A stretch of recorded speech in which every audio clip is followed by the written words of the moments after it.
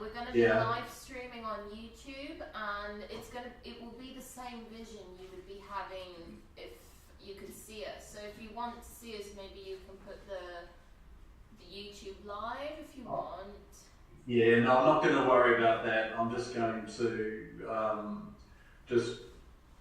I'll just imagine in my mind what's in front of me, and I will just, it'll be fine with just having my PowerPoint up. Which incident, can you bring my PowerPoint slides back? Yeah, I mean, I can't see them. The screen is kind of frozen on my side. Like I tried putting down the slides to just put them on in the toolbar, but now, like, the image is still, like, it's stuck, it's not doing anything. So I'll give you the control again. Okay. 1 second.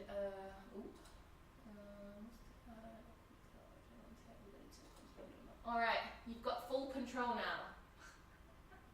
Okay, can you see my slides? Yes, indeed. And they're advancing okay? Perfectly. Okay, I just want to test one out. I've got a little video clip and I'm not sure whether it's going to play. And I just want to...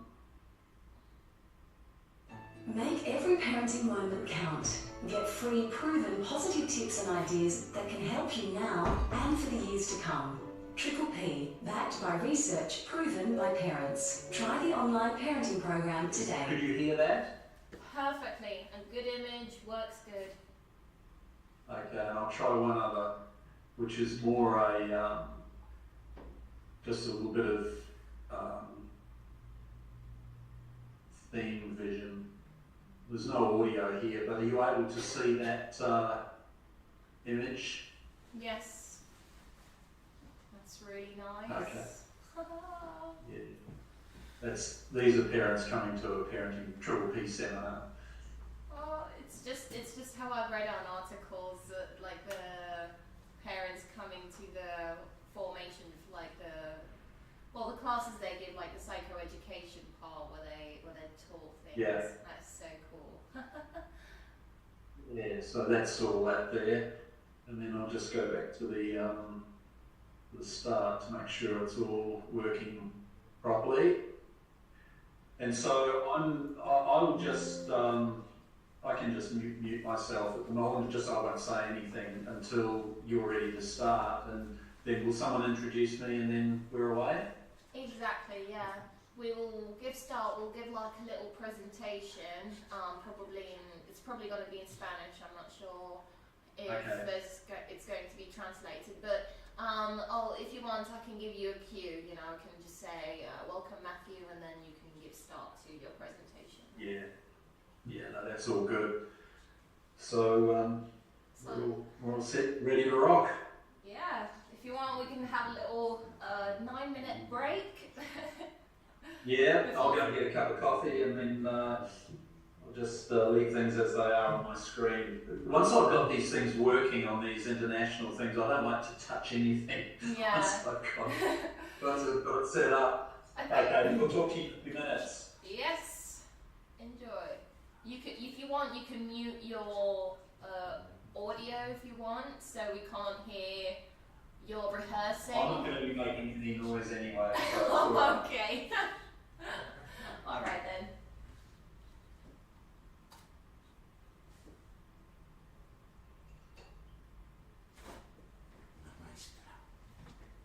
Es súper bueno. Tiene un acento australiano, me encanta. Brutal, ¿eh? Tremendo. Are they Australian?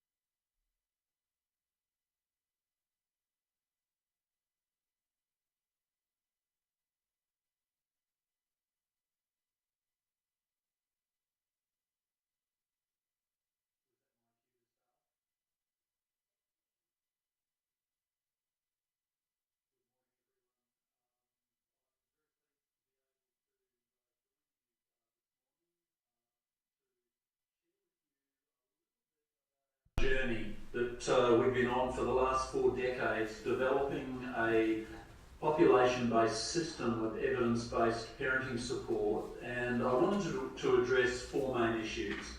Why we need to focus on evidence-based parenting support if we're going to improve the life course outcomes of children and young people.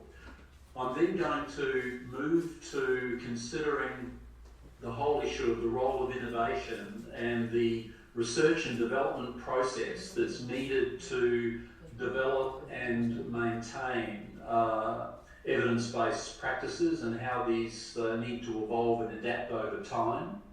I'm then going to take you through a little bit of a journey around how to enhance the policy and social impact of research we do in the area of evidence-based parenting support, and then reflect a little bit about the challenges ahead and future directions. When we established the Parenting and Family Research Alliance in Australia here, we adopted a kind of a motto around good parenting is the clean water of children's mental health, well-being and resilience.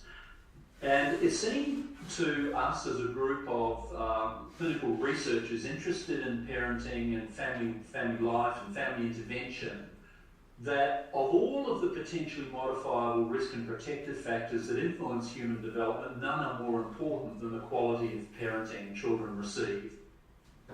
There's an overwhelming level of evidence that supports the important role of parenting in influencing many different aspects of children's development, including their very early development in terms of the promotion of healthy brain development, right through to language and communication, literacy, children's executive function and self-regulatory capacity, how well they do at school, whether or not they develop conduct problems or antisocial behaviour difficulties. And I won't go through all of the different outcomes that have been studied in relation to the impact of parenting that are on this slide, other than to draw to your attention that if we're serious about reducing significant problems of children and young people, we're unlikely to be able to achieve this without a significant involvement of parents and families, particularly strategies that build the capabilities of parents to raise healthy, well-adjusted children.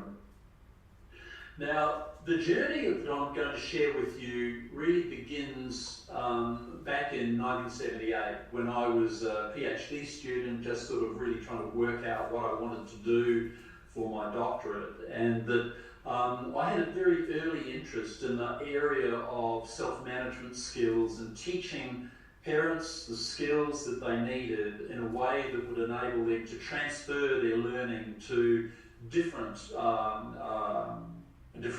topics, different problems, different siblings, different settings where difficulties were being experienced. So the whole notion of building the self-regulatory capacity of parents was fundamental, and it was seen as a fundamental process underpinning the maintenance of positive, nurturing and non-abusive parenting practices. Now that theme of self-regulation has continued over the past 4 decades and has been summarised really in our book published by Oxford called The Power of Positive Parenting, Transforming the Lives of Children, Parents and Communities Using the Triple P System.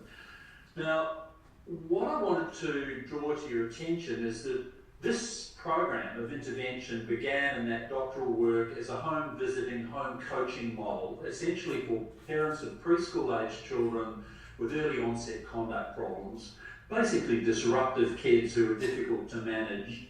The intervention was all delivered in the home and it involved providing instruction, coaching, feedback to the parent about how they were interacting with the children. It was an effective intervention at the time, and in our multi-level system it would be considered now to be a level 4 intervention. So it was of moderate intensity in terms of 10 sessions of individual coaching and training. But of course, that level of intervention delivered individually is quite expensive to deliver if you think about the time that's involved in getting there and having an individual practitioner deliver the program. And very early on in the life of the work that I was doing, became very aware that we needed a much more flexible, different way of engaging with the parenting population if we were going to make parenting support that was effective, culturally appropriate, fit for purpose, and relevant to the parents' life circumstances available to all families. And that's been the goal of Triple P. So we began with a preschooler age group, we began with level 4, and then over the next 3.5 decades, really, we built a system of intervention that ranges from a media and communication strategy at level 1 right through to the most intensive versions of Triple P, which are about 10 sessions of individual targeted intervention for families with very complex presentations. So it's not just child behaviour difficulties we're dealing with, and it's not just the parenting problems that parents may experience. It's often associated with being at greater risk for child maltreatment. It'll be with families where there are significant mental health problems with the parent, or that there are problems that are making the parent at increased risk of harming their children in terms of child maltreatment. So in between the light touch, very light touch, and the most intensive, there's a tiered continuum of intervention. This is not a stepped care model in the sense you have to do level 2, to do level 3, to do level 4. It's basically selecting the level of intervention that's most appropriate to the needs of the parents and of the children and the social context that they're in. Now, what I want to explain to you is, and to take you through, is this 7-phase iterative model of research and development that has been behind the development of this as a system of intervention. We're going to begin with theory building and program development and the empirical validation of the intervention to show that it actually works and makes a difference, and then to take you through the different phases of evolution that have been necessary in order to scale the intervention globally.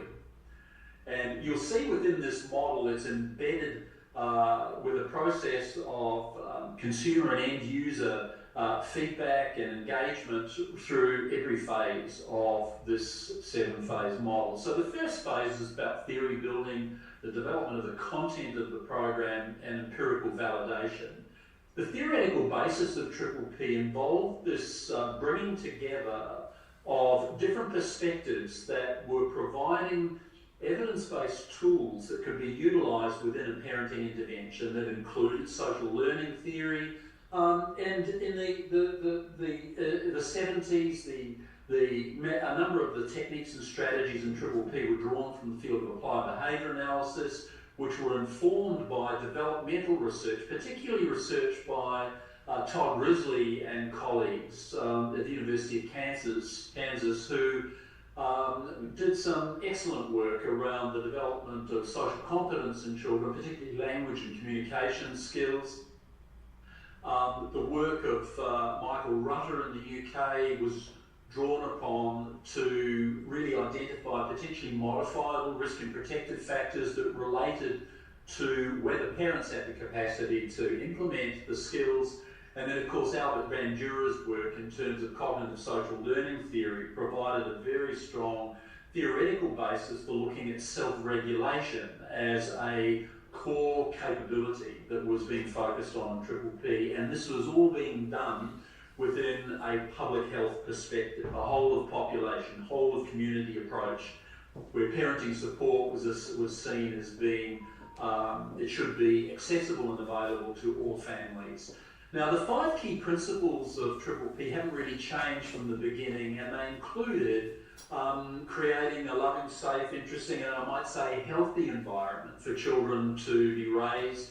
And this is teaching parents the skills of how to create a positive learning environment. This is not just about praise, attention, and encouragement. It's also about responsivity to child-initiated interactions where parents can respond with attention and interest when children initiate requests for help, when children want to show parents things that they've discovered or they've created, but in an environment of boundaries and limits and assertive discipline. So children understand what's appropriate and parents have the confidence to be able to set boundaries and limits and to back up if they need to. This is more likely to work when parents have realistic expectations of their children, themselves, and anyone else who looks after their kids, so that they're not being unrealistic. And none of this is going to work really unless parents take care of themselves as a parent. If you're lonely, miserable, you're isolated, you're overwhelmed, you're living in poverty, it's so much more difficult to be caring, kind, consistent, positive, and so on in your interactions with children. So the 17 core strategies that were initially used in Triple P fell into 5 core groups: developing good, positive relationships with children, encouraging behaviours parents like, teaching children the skills and behaviours they need to do well, guiding children's behaviour by providing boundaries and limits, and then responding to more challenging and difficult behaviour if kids were violent or aggressive or threw tantrums. There are different groups of strategies that are used in different age groups in the Triple P system, but this is fundamentally the strategies for parents of children between the ages of 2 and 12. I mentioned previously that this notion of self-regulatory capacity as being key, and this is based on the idea that parents need to learn how to self-manage their own behaviour, their thoughts and emotions in parenting situations, so that Triple P aims to teach parents the tools of personal change, things like goal setting, checking out whether you've achieved what you set out to do in terms of self-evaluation, self-efficacy, increasing that sense of belief in your capacity to do the task in front of you, having personal agency so that you not only believe you can do things, but you have the agency to make changes, and when change occurs you attribute it to your own efforts.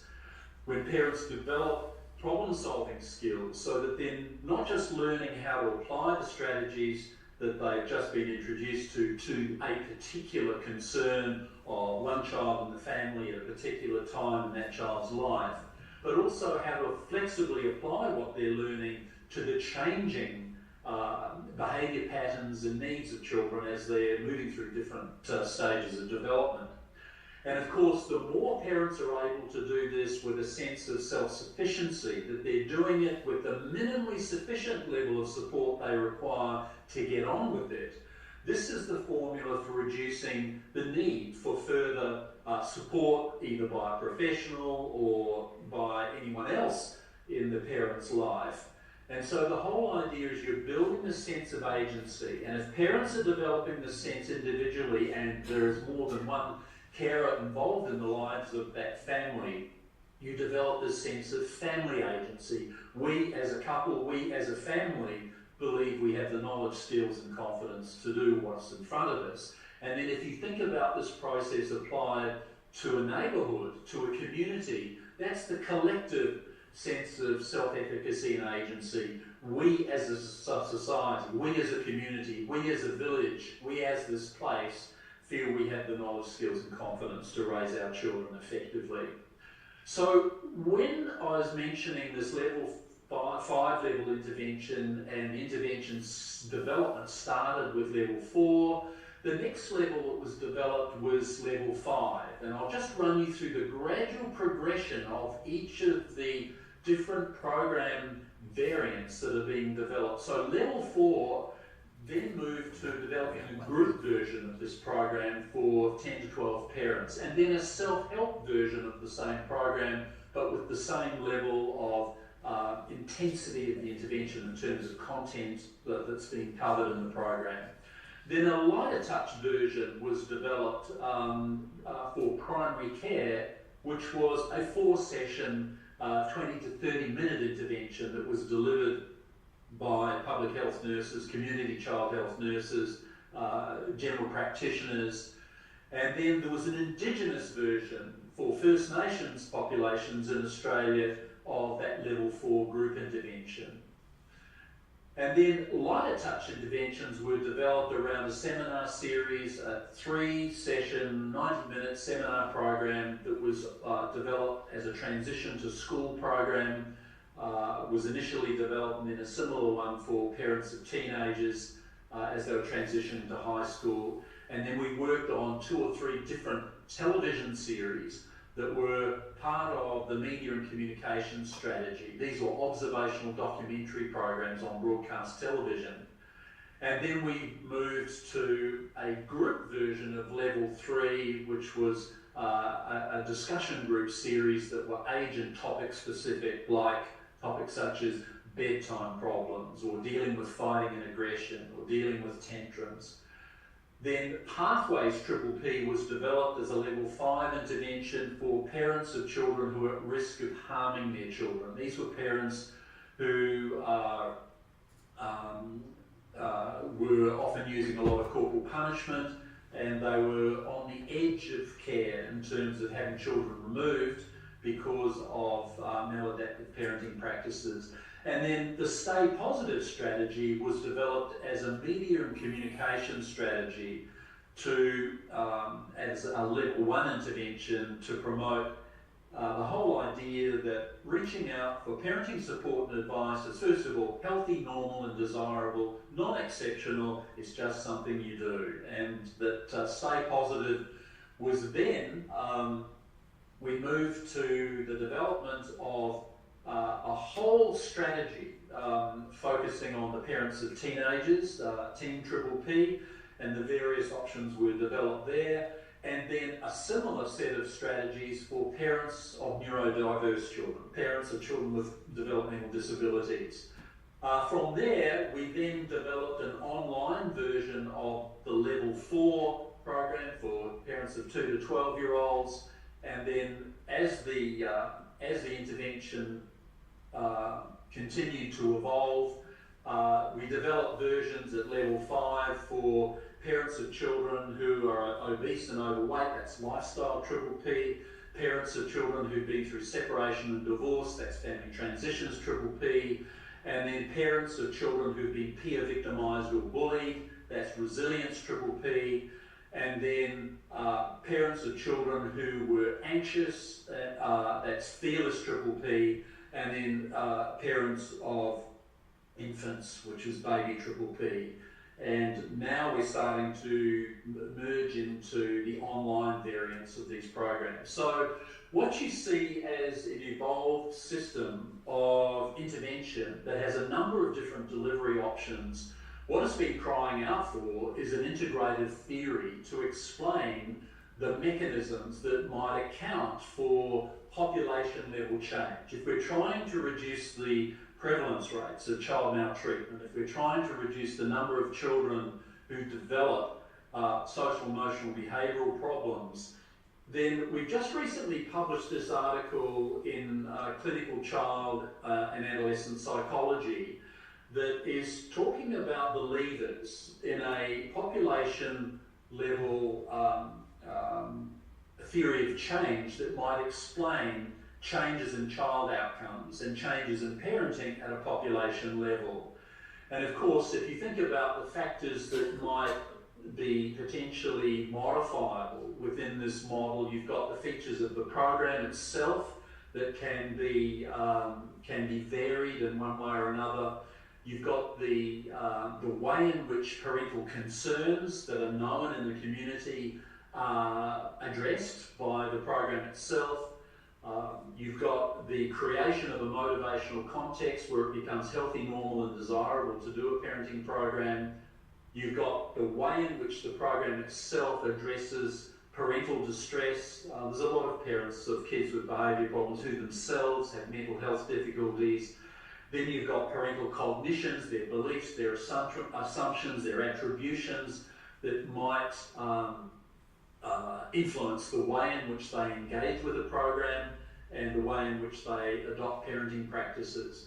So this is a putative or a speculative model, if you like, of the kinds of changes that we need to take into account if we're going beyond just focusing on individual children and individual families to look at whole of community change.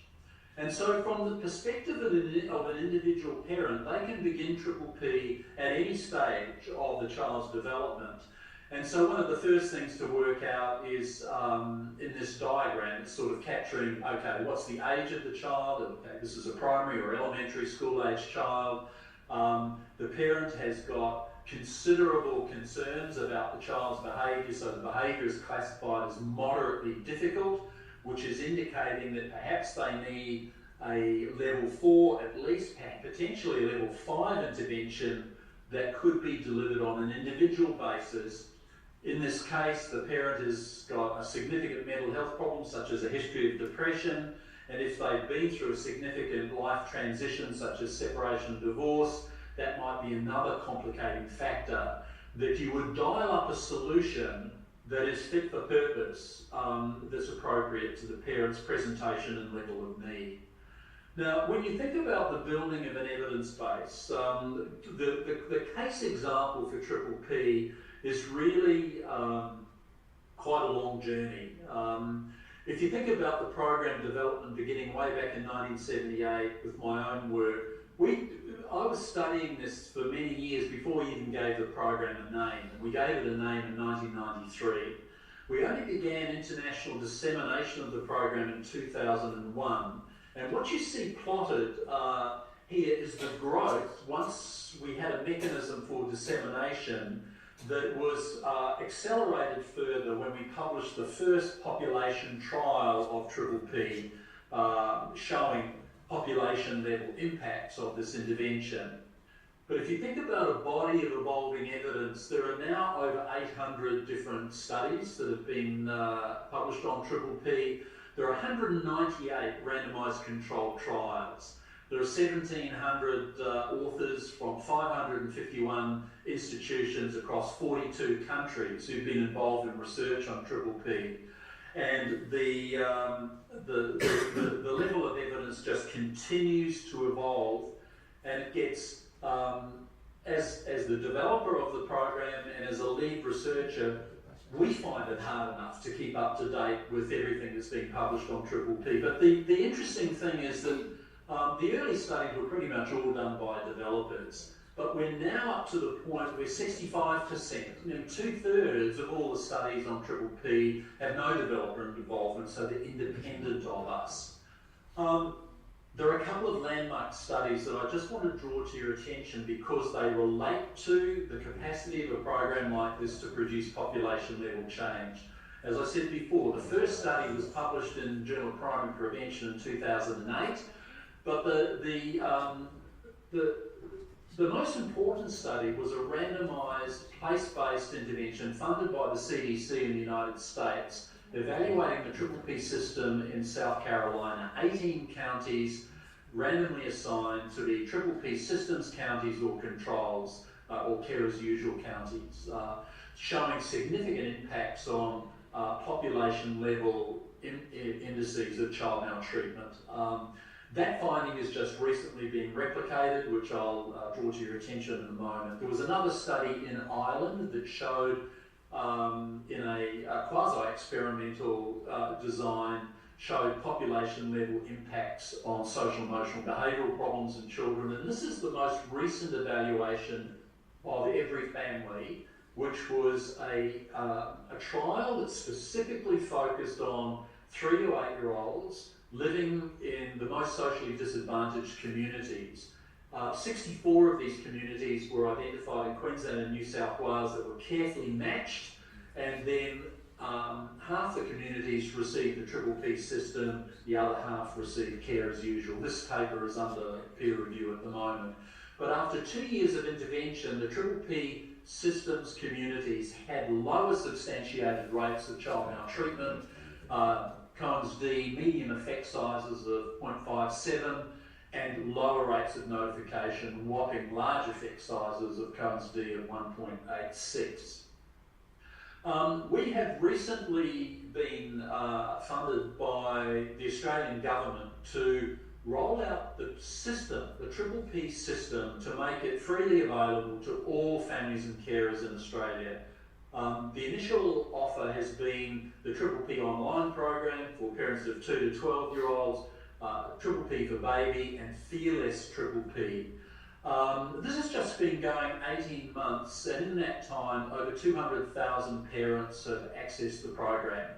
And interestingly, from a government perspective, they're concerned about whether this would be effective with more vulnerable groups, such as First Nations parents, Aboriginal and Torres Strait Islander parents, or parents who speak a language other than English, or families with an Australian government concession card, which is an indication of social disadvantage and poverty, parents who were in the LGBTQIA plus community, families living in step or blended family households and sole parent households.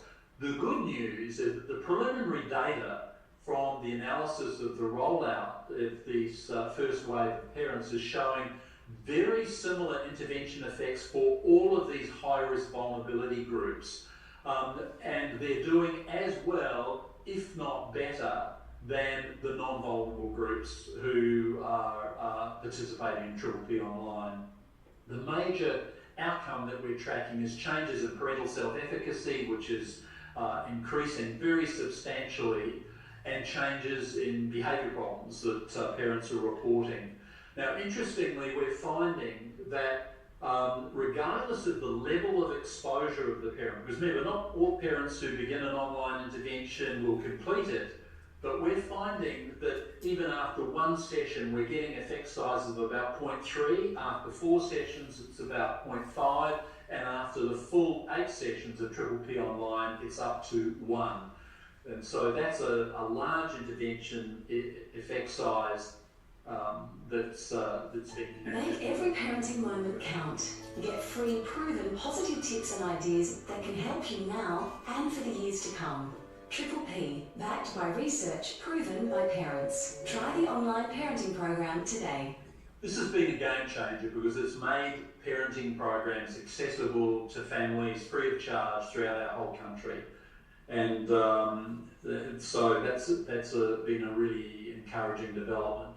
So that is all part of the research and development phase. The next phases will be quicker to go through, but I just wanted to make sure that you understand the context behind the capacity to influence government investment at a policy level in evidence-based parenting support.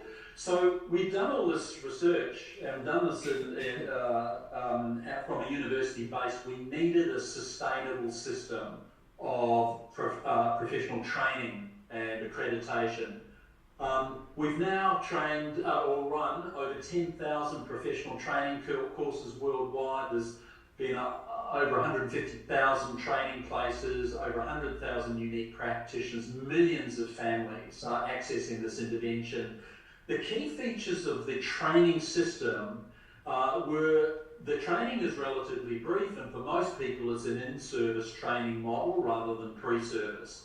The practitioner training and resources include participant notes, practitioner kits, workbooks, video materials, tip sheets. There's a lot of resources that practitioners are able to access. And the fundamental goal of the training is to increase practitioners' self-regulation. The activities that are associated with these, the outcomes we're seeking to produce, are the modelling of the core consultation skills, practice within the training environment, and receiving peer and trainer feedback, constructive feedback.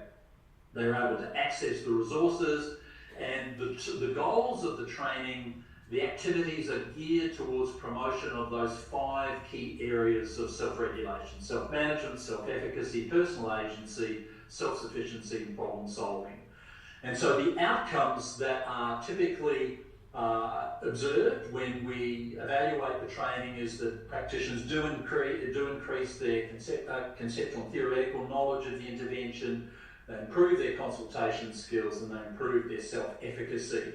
They are then able to effectively deploy the tools and resources that they've been introduced to and can access now in part online, in part is physical resources that they're using. And they've got much greater self-efficacy in terms of their capacity to implement the programs with fidelity. So we've done a lot of research on evaluating the training outcomes. The most recent study we've published involving 37,000 practitioners from 30 countries, highly significant improvements in self-efficacy and consultation skills over time. Very few country differences, very few professional differences, whether you're a social worker, a psychologist, an educator, family support worker. There's a similar pattern of improvement.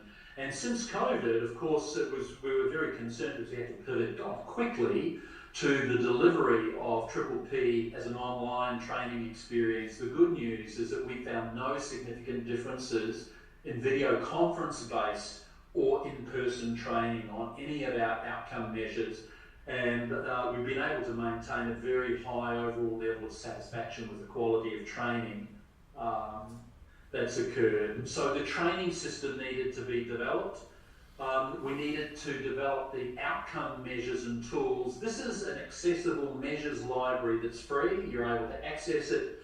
And there's been a variety of assessment outcomes or assessment tools that are in the public domain that you're able to utilise and use in the implementation of Triple P. And might I say, most of these, or many of these resources and tools, including the online programs, have been translated into Spanish. And so there's Spanish versions of these programs. The fourth domain is the development of a dissemination and scaling strategy. Look, I'm a clinical researcher, a clinical academic, develop programs, do research. I'm not in the, my skill set is not in business. It's not about scaling and the marketing of evidence-based programs, so we need partnerships. Triple P is owned by the University of Queensland, my employer, and we've entered through, with UniQuest, a technology transfer agreement that has bought an industry partner to work with us, Triple P International, to disseminate Triple P globally. Triple P International is a social enterprise, it's a B corporation, its headquarters are in Brisbane, where the administrative base for all dissemination and implementation takes place. Similarly for training and training coordination, the administrative centre and operations centre and the finances are all managed from Brisbane, so human resources, communications, publication and licensing and legal all come from our operational base. There are country offices in 7 different countries in New Zealand and Hong Kong, Canada, the US, Chile, United Kingdom and Germany. And there are strategic partner relationships in other countries such as Japan, Netherlands, Belgium, Turkey, Switzerland and Costa Rica. A lot of the training has been conducted in Australia and the UK and the United States, where there's the largest number of trained providers, but practitioners have come from 72 countries and training has been delivered in 32 countries in person, on site in those countries. The fifth area is the development of an implementation framework, and we've written extensively about building a model of implementation support that builds upon this whole notion of self-regulation of organisations so that they're able to become as autonomous and independent in their self-management of the implementation of Triple P without continuing reliance on dissemination organisations such as Triple P International. And so a number of different strategies have been developed to promote the fidelity of implementation. One is peer-assisted supervision and support. We call it the PASS model. This is a strategy for practitioners meeting with their peers regularly to review their implementation of Triple P, whether it's group or on an individual basis, to promote fidelity of implementation. There are other committees that have been established to essentially promote the sustained high quality implementation of Triple P. And these are internal quality control processes that have been established through Triple P International that they self-manage. One of the things, of course, that we're really interested in is who becomes a champion. About 90% of practitioners trained engage in personal championing of the program by recommending it to their colleagues and families and friends and clients. And the strongest predictor of becoming an advocate for Triple P is the practitioner's perception of the value of the program, its usefulness, and certain desired features in the program, one that is evidence-based, and then the practitioners really like the self-regulation framework. However, that's different from becoming a public champion. And a public champion will advocate for the program at a policy level, at conferences, in the newspaper, in the media, and so on. And there's a smaller number, about 5%, who become public champions, but those who do were more likely to do so if they saw the program as being very useful and had a mandate in their professional role. In other words, their seniority of position that enabled them to do that. Okay, so when we think about, sorry, I'm just jumping ahead, the quality improvement processes that are needed, we have a strategic plan, we had to develop conflict of interest management strategies, and of course because the University of Queensland owns the program and there are staff who are program developers but are also doing research, then it's got to be extremely transparent about how everything works, and so there's a conflict of interest management strategy, there's a Triple P provider network that's been set up, a trainer network, and there are periodic surveys of both parents and practitioners called the MySay survey that is seeking advice and guidance. Now, when you think about the creation of pull demand, that is the appetite in the parenting population to participate in a parenting program such as Triple P, this is just an image of parents attending a Triple P seminar being delivered in a local school in far north Queensland at the moment in a city called Cairns, which is undergoing huge flooding right now at the moment. But parenting, in order to make it something that is desirable, acceptable, something that parents are hungry for, it's not just about marketing or promoting of it, it's creating the appetite. So parents themselves see it as being really, really important to children's well-being. When COVID hit, we needed a nimble strategy to start addressing the needs of parents that were different from a pre-pandemic era, so that we developed a 20-episode podcast series, a 12-episode television series, none of which had funding, but we felt it was essential to do. Ongoing innovation is the hallmark of Triple P. Our latest program is just about to be released. It's called Family Life Skills Triple P. This is a trauma-informed intervention for focusing on parents who've had a history of trauma. The foundational trial was published in Behaviour Therapy just this year. But the program keeps evolving. We've got a new online program called Play Well Triple P for dealing with sports parenting issues. This is parenting behaviour on the sideline at children's organised sport. There's a lot of negative parenting that takes place that decreases kids' interest in playing sport,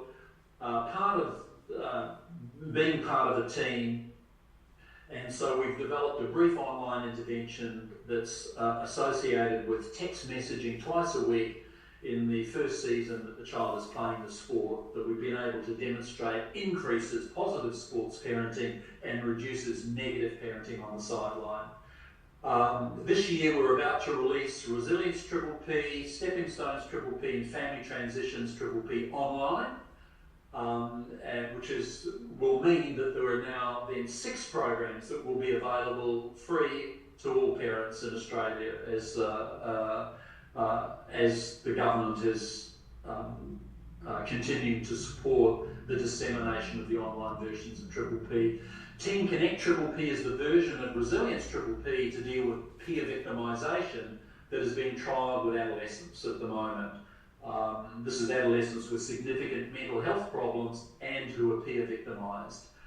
There's a new seminar series about parenting after the pandemic that's being trialled in about 380 schools in South Australia, Victoria and Queensland.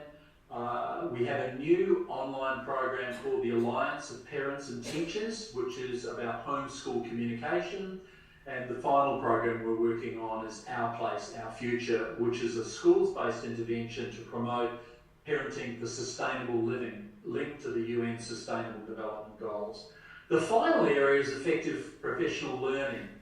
For 20 years, we ran the Helping Families Change conference, mainly for Triple P practitioners. In 2020, I realised that we needed to make sure that we joined the dots and we drew all the evidence-based programs together, and we held our inaugural International Congress on Evidence-Based Parenting Support in June this year, which was a great success. 61 countries had delegates, and it was delivered as a virtual program in 4 time zones across 3 days of continuous programming.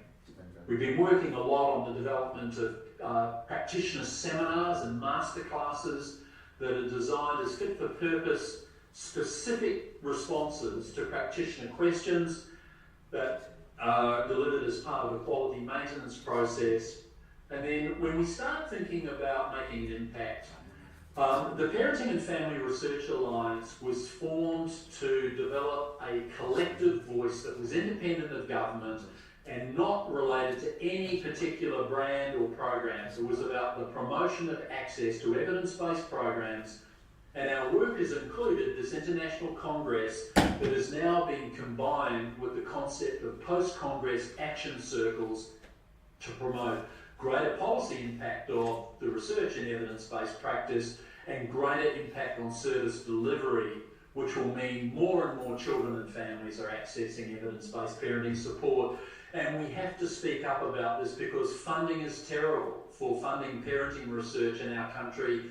We've partly done a shame and blame, drawing to the attention of the population of researchers and policymakers how little funding has been provided in the field over the past decade in the area of parenting.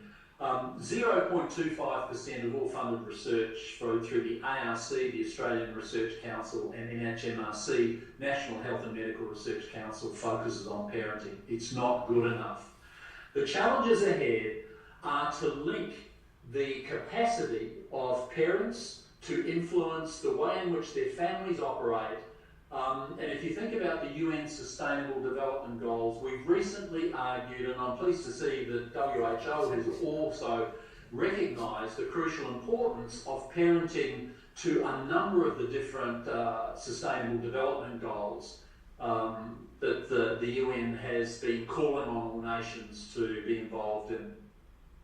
So my call to action really is, let's implement what's known to work and to do it properly. All programs have to evolve to remain relevant. Programs get out of date pretty quickly, and they need to be refreshed and revitalised and linked to the current concerns of the current generation of parents. We need to advocate to government for greater investment in ongoing research and development and implementation at scale. The stakeholders who are involved all have to be at the table to scale these interventions appropriately, but we should not compromise on the crucial importance of creating a society that genuinely values parenting and parenting support informed by quality evidence. This is my disclosure statement just to draw to everyone's attention that Triple P is owned by the University of Queensland, and royalties are received by the university that are distributed across the faculty, the school, the centre, and contributory authors. There are about 13 contributory authors. So thank you very much for your attention, and I'd be happy to take any questions at this point.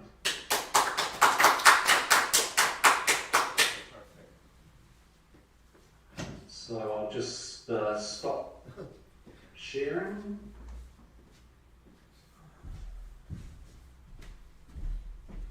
Hopefully you were able to hear all of that. Thank you, Professor Matthew, for your presentation.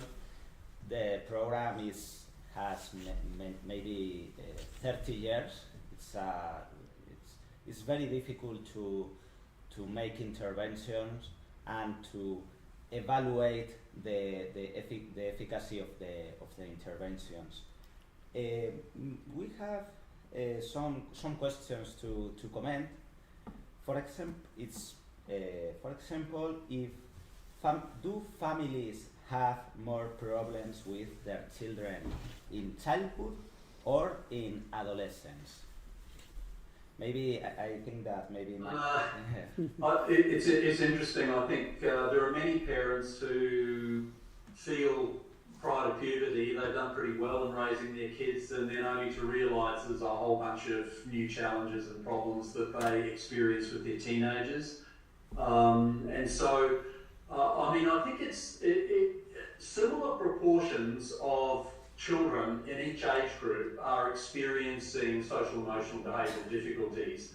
But the nature of the challenges that parents confront, in theory, you should be thinking, okay, if you have effective early intervention in the first couple of thousand days of life, you're less likely to have problems at later stages of development if those interventions have been successful.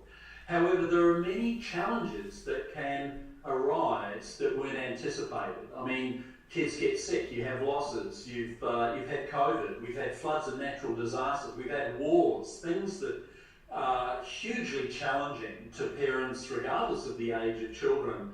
So my view on this is that every stage of the life cycle, including right up to, I mean, I'm 70 now, I've got kids who are in their 40s and I've got 5 grandkids, and we're still parenting. Yes. And we're going to parent until we die. Yes. And so I just think we have to get it into our mindset that there is no silver bullet, there's no single stage of life that if you intervene with parenting then you're going to prevent all other problems occurring. That's just simply not going to happen. We need a system of continuous engagement in parenting programs that are age appropriate and fit for purpose, so that parents can enter and exit and re-enter and exit, and they can do that throughout their life as a grandparent and as a great-grandparent. Okay. The program, like for example Triple P, has a beginning and has an end. And what happens when families return to neighborhood after completing the program? Because it's the more difficulty. What happens when families return to the neighborhood after completing the program? Well, most of the time they're doing the program in their neighbourhood, so they're not leaving their neighbourhood to do the program. Secondly, the ideal scenario is where others in the parents' social support network, like partners or extended family members or friends in their social network, participate in Triple P as well. And so when you get parents who do a parenting program and they're returning or living in a neighbourhood, for example, that is a high crime rate neighbourhood, the evidence basically shows that the parents hold on to the learnings. They don't just slip back into do the old ways that were problematic for them. And most of the data is showing that whatever changes you get from pre to post intervention tend to be maintained by the parent. So I'm very optimistic about parents' capacities to have a light bulb moment where they realise that how they've been tackling things in the past weren't working for them. There are some new ways that are working much better, and everyone is winning. Their children are winning, they are winning, their family is less conflictual. Yeah. And why would you want to let that go? Well, they don't. They want to hold on to it. Yeah. And this is very true. And does family structure, for example, stepfather or single mother, affects parenting skills, parenting abilities, or it's not with relationship with family structure, the parenting ability? I think there's very little evidence showing that parents from different family structures do better or worse in doing Triple P. The evidence that I was mentioning earlier about our national rollout is showing that single parents and parents from step or blended families seem to be doing just as well or poorly as other families. So there are some unique challenges, of course, when you're parenting solo or that you're parenting in a step or a blended family situation. But those same parents are still capable of learning, capable of benefiting, and are able to engage with Triple P quite effectively. So I would say that rather than thinking about is there a particular family type or a configuration that's going to be doing much better than the others, we found that there are very few moderators of intervention effects. Very few socio-demographic moderators, for example, when parents do the program, that will differentiate, say, wealthy parents from less wealthy parents, or parents who are better educated from those who are more poorly educated. They're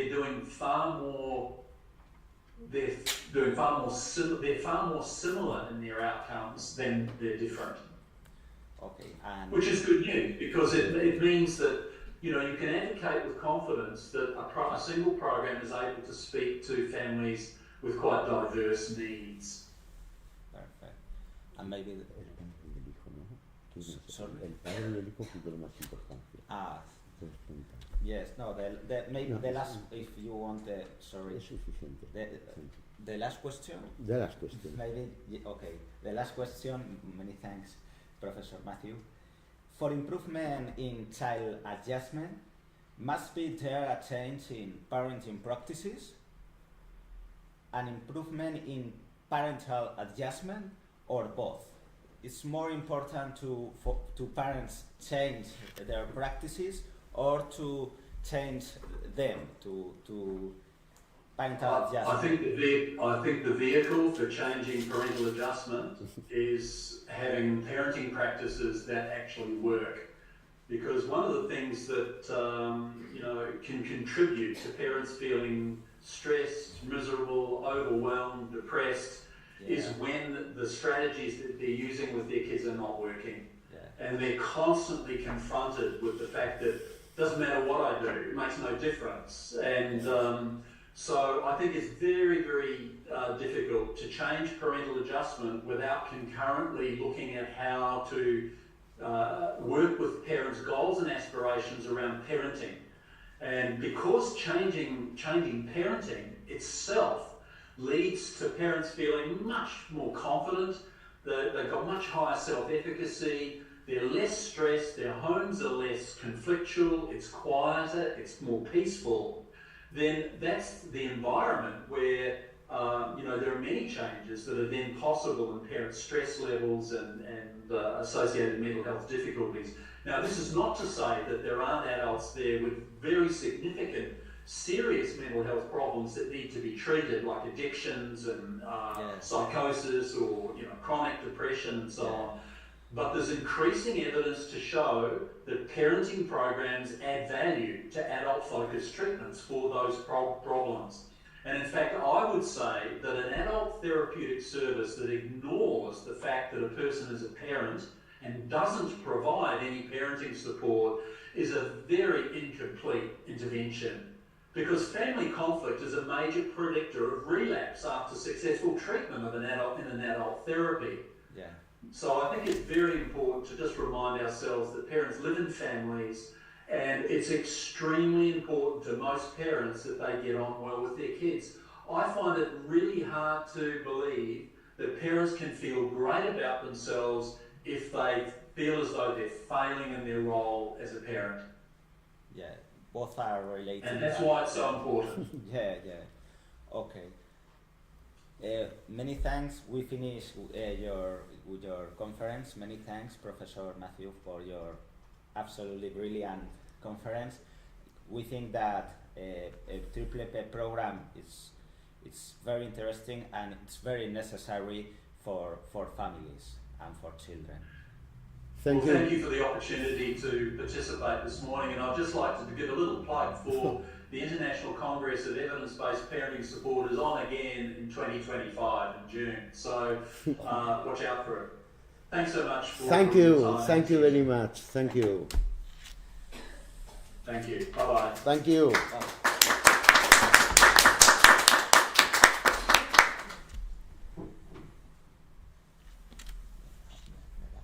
Sí, no, que bajes. Dale entrada. Es la hora, Vamos justos. Sí, vamos justos. Calculado. Avisarle. Ramón, muy buenas. Hola, es que no me da, no sé por qué no me da esto. Se te oye perfectamente, ¿eh? Parece como si no tuviera entrada para el... No, para estás perfecto, ¿eh? Sí, pero Sí, se sí. lo escucha bien. Perfecto. Se te escucha sí. perfecto, No, perfecto. Yo lo escucho por los cascos, pero si no lo puedo escuchar por los cascos. Pues a ver si le podéis ayudar, Javi.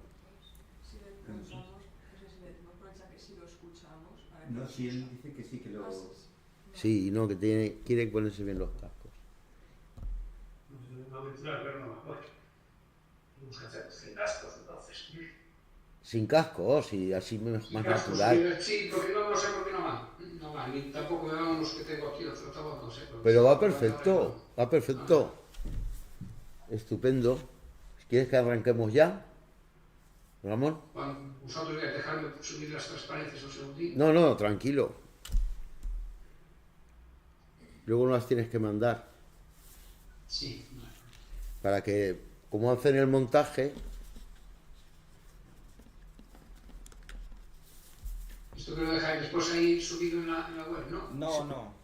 No, que va. Esto es simplemente para luego cuando vuelven o sea, cuando montan el vídeo, entonces utilizan las diapositivas para cuando falle, o sea, para que tenga mucha más imagen.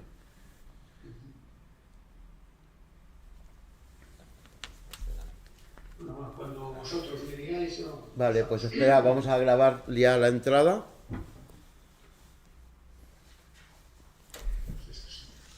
Muy bien, ¿no? Sí, perfecto. Vale, arranco yo, ¿vale? Se cortan un poco, ¿no? Yo los veo bien aquí, pero ahí se cortan, ¿no? ¿Qué va? Se ve todo estupendo. Lo único es ponerlas en tamaño, eso ya está. Un poco, al ver la pantalla completa. Bueno, o si no, pues no la pongas en completa. La pongo así. Vale. Las pones así y ya está. Completo se ve perfecto. No, que le falta un pedazo bajo. Bajar el tamaño de la letra un poquito. No decir nada. Yo creo que bien, Ramón. Sí, bajas un poquito y ya está. Ahí, ¿no? Ahora sí. Sí, perfecto.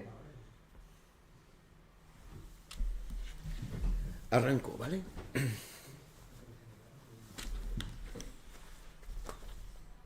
Sí, podemos empezar. Arranco yo. A continuación vamos a contar con la inestimable aportación del profesor Arce, experto en lo que es la parte negativa o oscura del parenting. O sea, cuando hay que intervenir porque los padres no pueden hacerse cargo de los hijos. Es las situaciones de maltrato.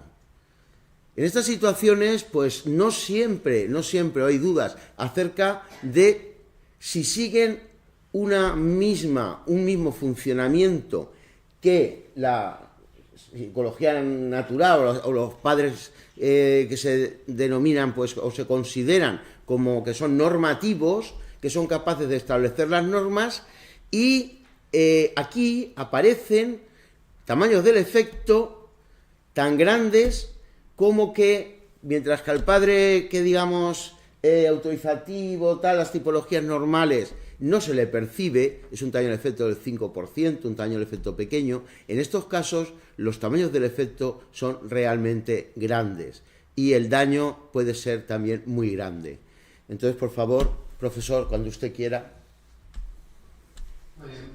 Muchas gracias, Fernando, muchas gracias al grupo por darme la oportunidad de presentar lo que nosotros hacemos al respecto. Como bien has dicho, nosotros nos dedicamos a la parte de los efectos adversos y los efectos ocultos de la socialización, especialmente porque lo que es el maltrato de todo tipo se produce básicamente en el contexto familiar y por el grupo primario, incluido también el abuso sexual. Es precisamente lo que me voy a centrar hoy. No es precisamente el más prevalente, no tiene la mayor prevalencia en los tratos, pero sí que es el que más llama la atención y el que tiene una especial problemática, porque ya entra en este caso normalmente en términos judiciales, y al entrar en términos judiciales nos lleva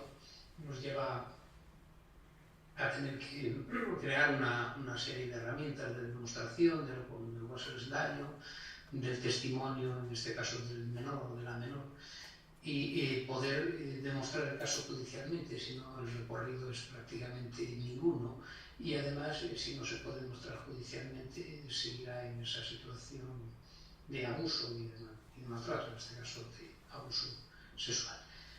Bien, lo primero que es necesario aclarar es que paradójicamente no contamos con un modelo conceptual de abuso sexual infantil ni con una definición compartida, ni siquiera tenemos una definición general de lo que es infantil en este caso. Nos queda ahí bien el concepto, pero resulta que, claro, ahí podemos abarcar un amplio abanico de edades sobre la posibilidad legislativa que se le da a los menores para decidir sobre su sexualidad, y a partir de ese momento deja de ser abuso, a partir del momento en que tiene capacidad para consentir y para decidir sobre su sexualidad. Esto nos lleva a que el concepto sea un concepto más jurídico, en el cual nosotros prestamos un asesoramiento, y ese concepto jurídico varía de unas legislaciones a otras, varían las edades, varía básicamente todo. Incluso, por ejemplo, aquí en España, pues el concepto de abuso sexual como tal pues ha desaparecido y ahora pasó a ser todo agresión sexual. Esto tiene unas implicaciones judiciales, unas implicaciones también para la victimización totalmente diferentes. Por tanto, ni siquiera hasta tenemos el concepto como de abuso. No obstante, esto no quiere decir que le llamen abuso, le llamen agresión, etc. Pues no quiere decir que nuestra responsabilidad o nuestro trabajo, primero científico y después también a nivel forense, no sea crítico y sea determinante al respecto.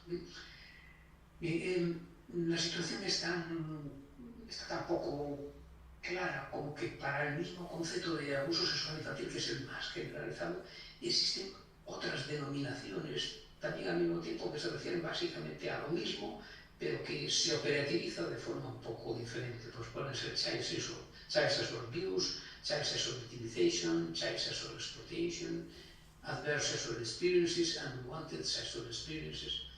Todos estos básicamente se están refiriendo a lo mismo, pero con caracterizaciones un poco diferentes. Y en todo caso, si buscáramos una varianza mínima compartida, podríamos decir que el abuso sexual es cualquier tipo de acto sexual entre un adulto y un menor. Ahora bien, ¿qué es un menor y qué es un adulto? Eso ya es variable. Nosotros hasta hace relativamente poco tiempo, aquí en España, un menor era aquel que tenía menos de 13 años o menos. Ahora hemos pasado a los 16 años y es cierto, ha creado una variabilidad con respecto a lo que es un adulto.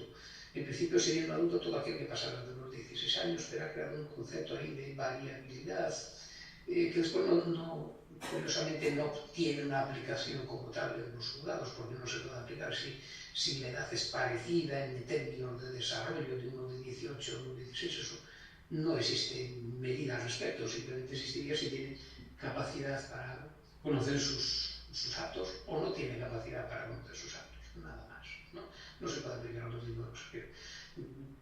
Pero bueno, ese es un tema un poco diferente. En todo caso, dejémoslo entre un adulto y un menor, cualquier tipo de actividad sexual, porque en este caso entiende el menor aquel que no tiene capacidad para consentir y para decidir sobre su sexualidad, y está definido legalmente cuál es esa. Bueno, ¿de qué estamos hablando a nivel de tasas, de prevalencia? Bueno, claro, si vamos viendo lo que dice la literatura, pues nos encontramos pues, que hay una revisión metaanalítica de Stoltenberg de 2011, en el cual pues, establece unas tasas de un 11,8% para la población general a nivel mundial, un 18% para las niñas y chicas adolescentes y un 7,6% para los niños y chicos adolescentes.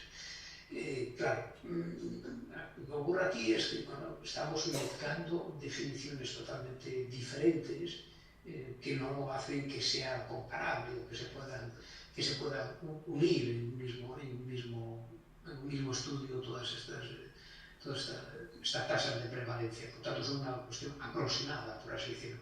Si bien metodológicamente el trabajo es impecable, resulta que en términos de medida no es un dato verdadero, por así decirlo. En España, un estudio reciente nos ha encontrado, ajustado a nuestra legislación, para lo que estamos ahora mismo, que hay un 9,2% de los niños y adolescentes y un 22,1% de las niñas y adolescentes pues, han sufrido, sido objeto de abuso sexual infantil. Bueno, si bien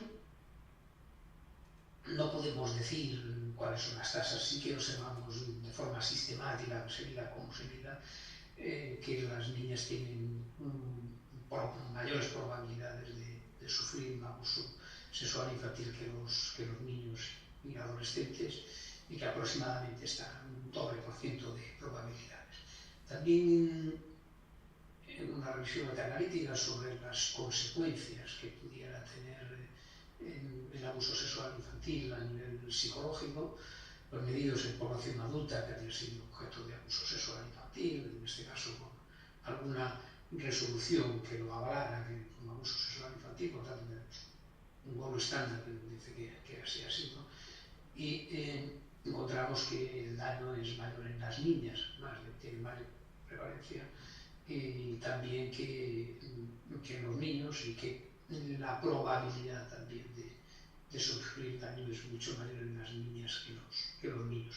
Aproximadamente hay un incremento en la sintomatología internalizante con respecto a la población que no ha sufrido abuso sexual infantil entre un 20% en los niños y adolescentes y hasta un 42% en las niñas y chicas adolescentes que han sufrido objeto de abuso sexual. Y estamos refiriéndonos a una medida después cuando ya son adultos, es decir, que se ha cronificado, ya ha sido una medida un daño continuo.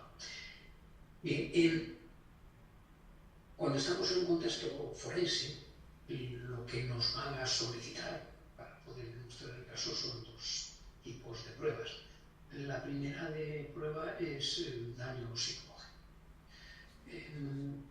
El daño psicológico, ¿por qué el daño psicológico? Bueno, el daño psicológico nos lo van a solicitar porque realmente lo que va a quedar normalmente después de un abuso sexual infantil es básicamente daño psicológico, y como vemos en esta transparencia, el daño psicológico forma parte de las secuelas o de las lesiones que deja la victimización delictiva. De tal modo que si no tuviera lesión o no tuviera una secuela en los delitos cometidos contra las personas, pues judicialmente ya tendríamos un problema. Y es que al no tener daño no tendríamos víctima, ¿no? Por tanto, se puede definir un delito con víctima y sin daño.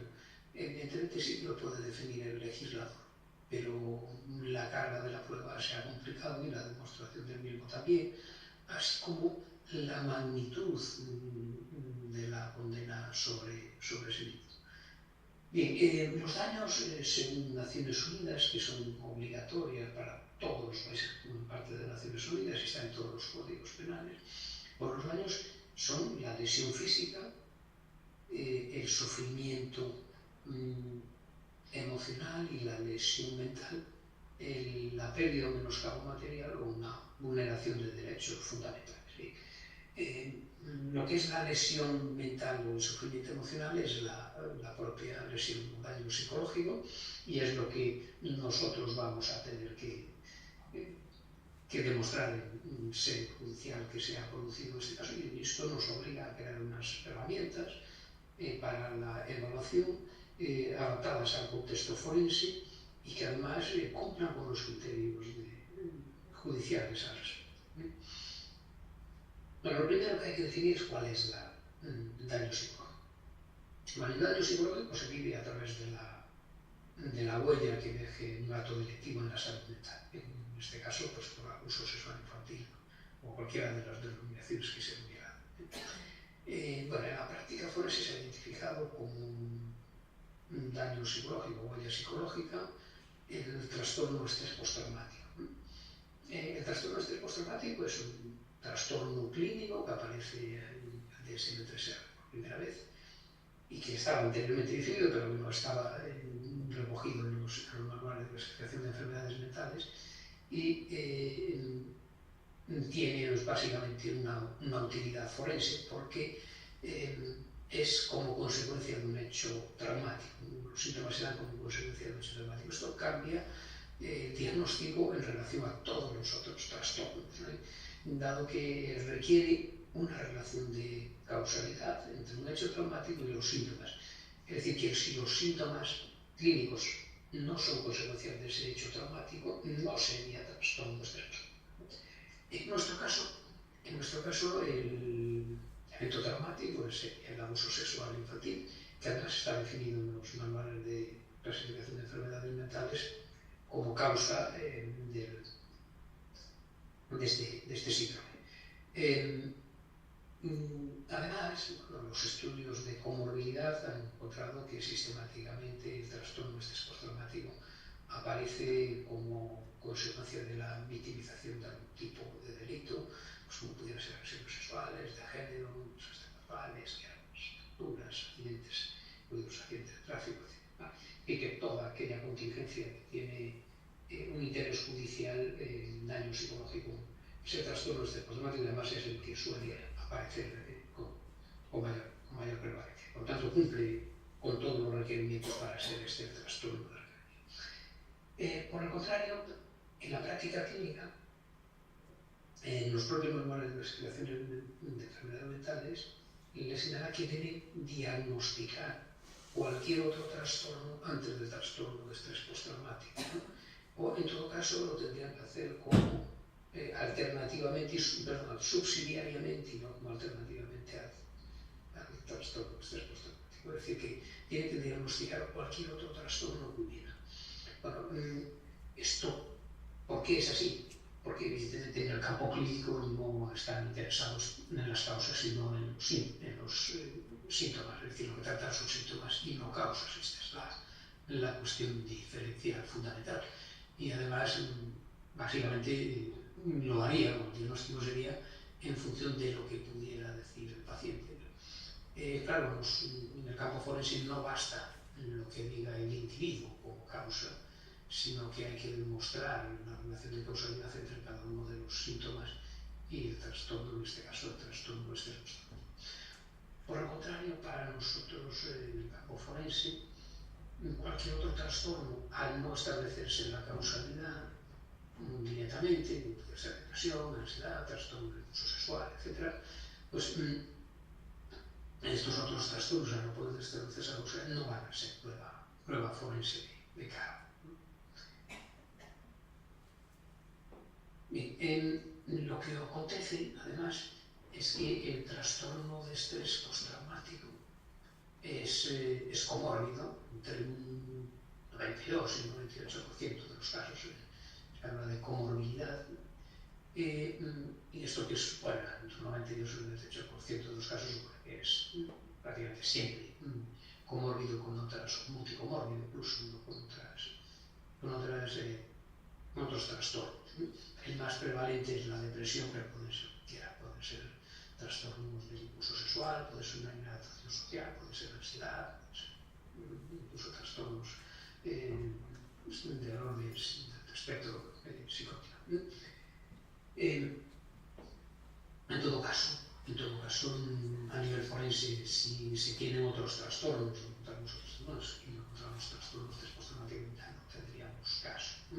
¿Por qué? Porque no se puede establecer esa causalidad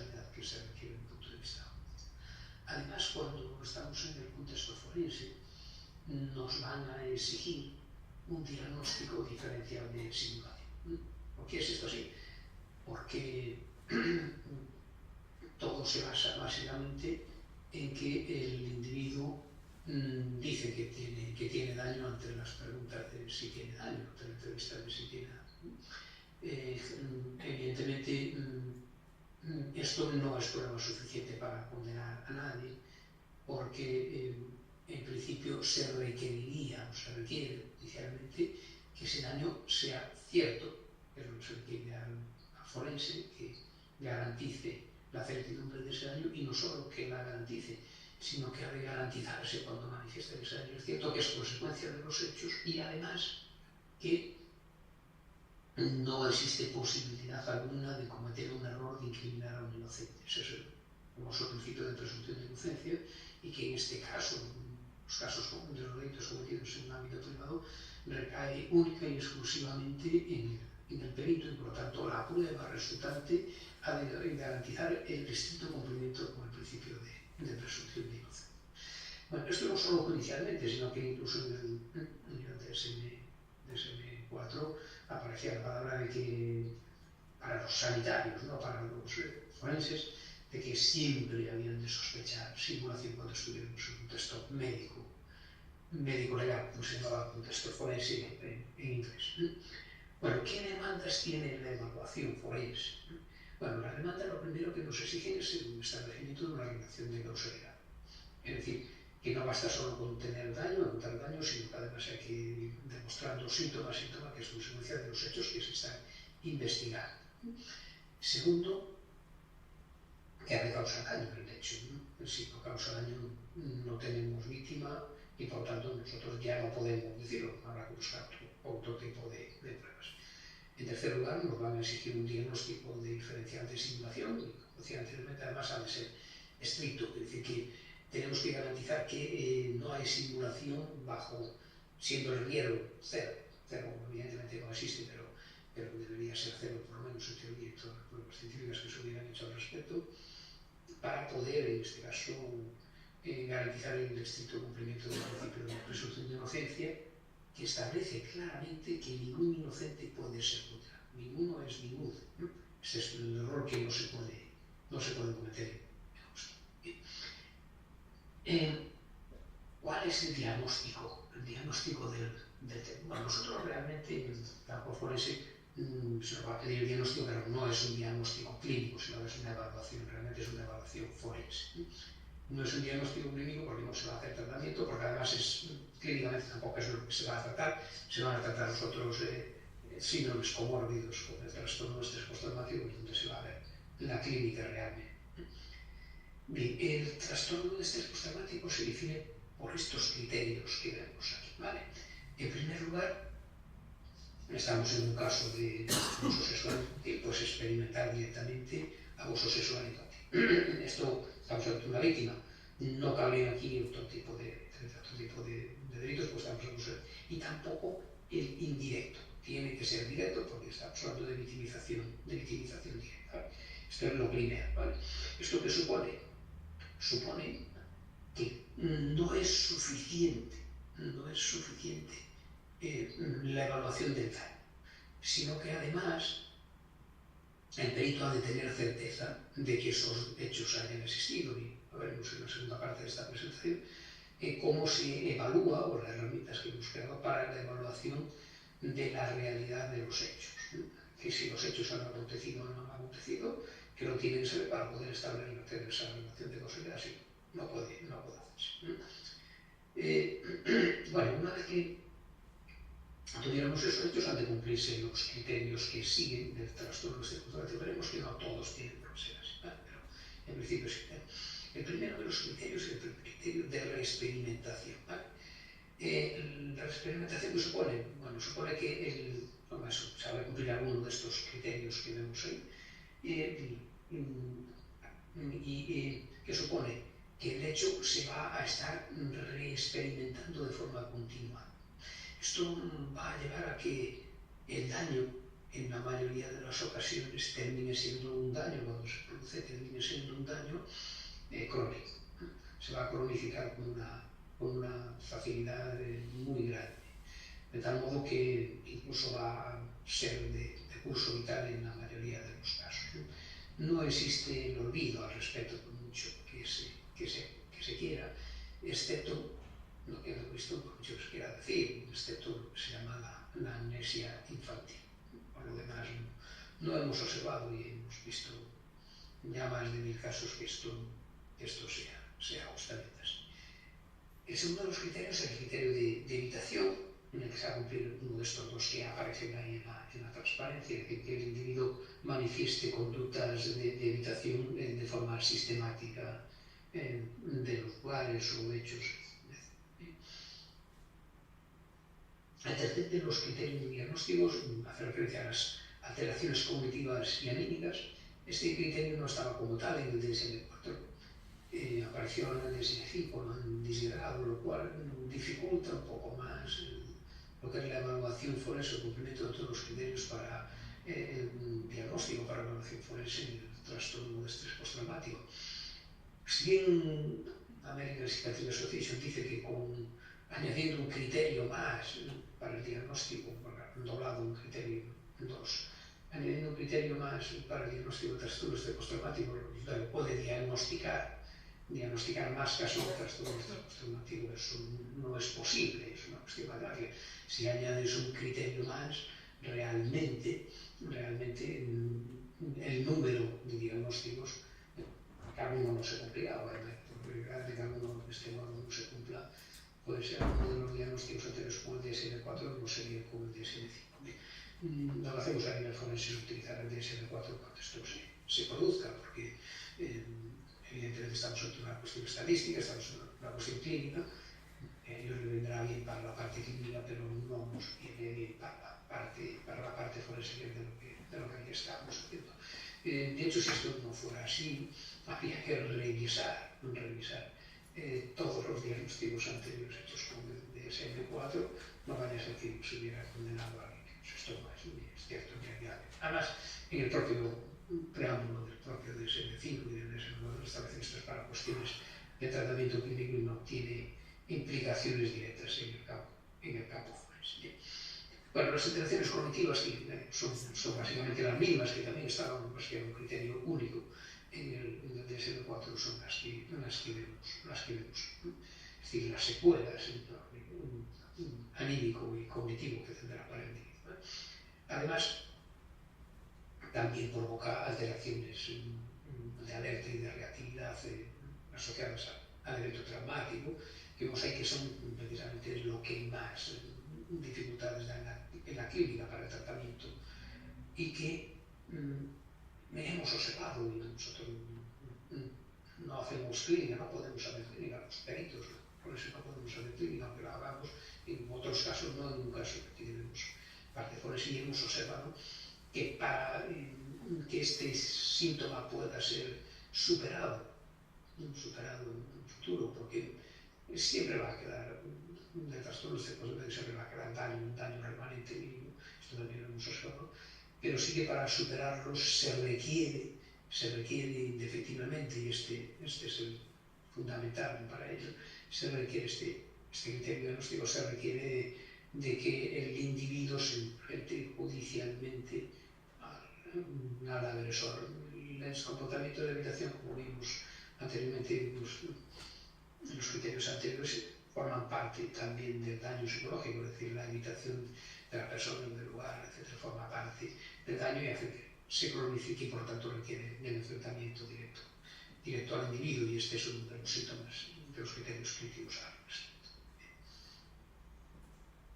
Bien, además, para que sea trastorno de estrés postraumático, la duración tiene que ser más grande. Bueno, esto quiere decir que si es menos de un mes no hay prueba forense, sí, evidentemente la hay, esta es una cuestión clínica que nosotros no nos impide para nada, pero el daño sería lo mismo, es como si tuviera una persona después de una agresión, un hematoma, y como pasa a los 5, 15, 20 días ha pasado, no ha existido una agresión, que es exactamente, si hubo anteriormente, pasaría.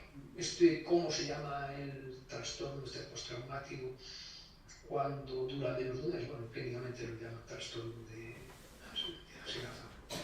Ese también sería daño psicológico, es decir, que no son el trastorno de estrés postraumático. Lo que ocurre es que en el DSM-5 lo han separado, mientras que en el DSM-4 era una especialización dentro del trastorno de estrés postraumático. La verdad es que ha creado una situación un poco caótica en el DSM-5. Además, ha de provocar un malestar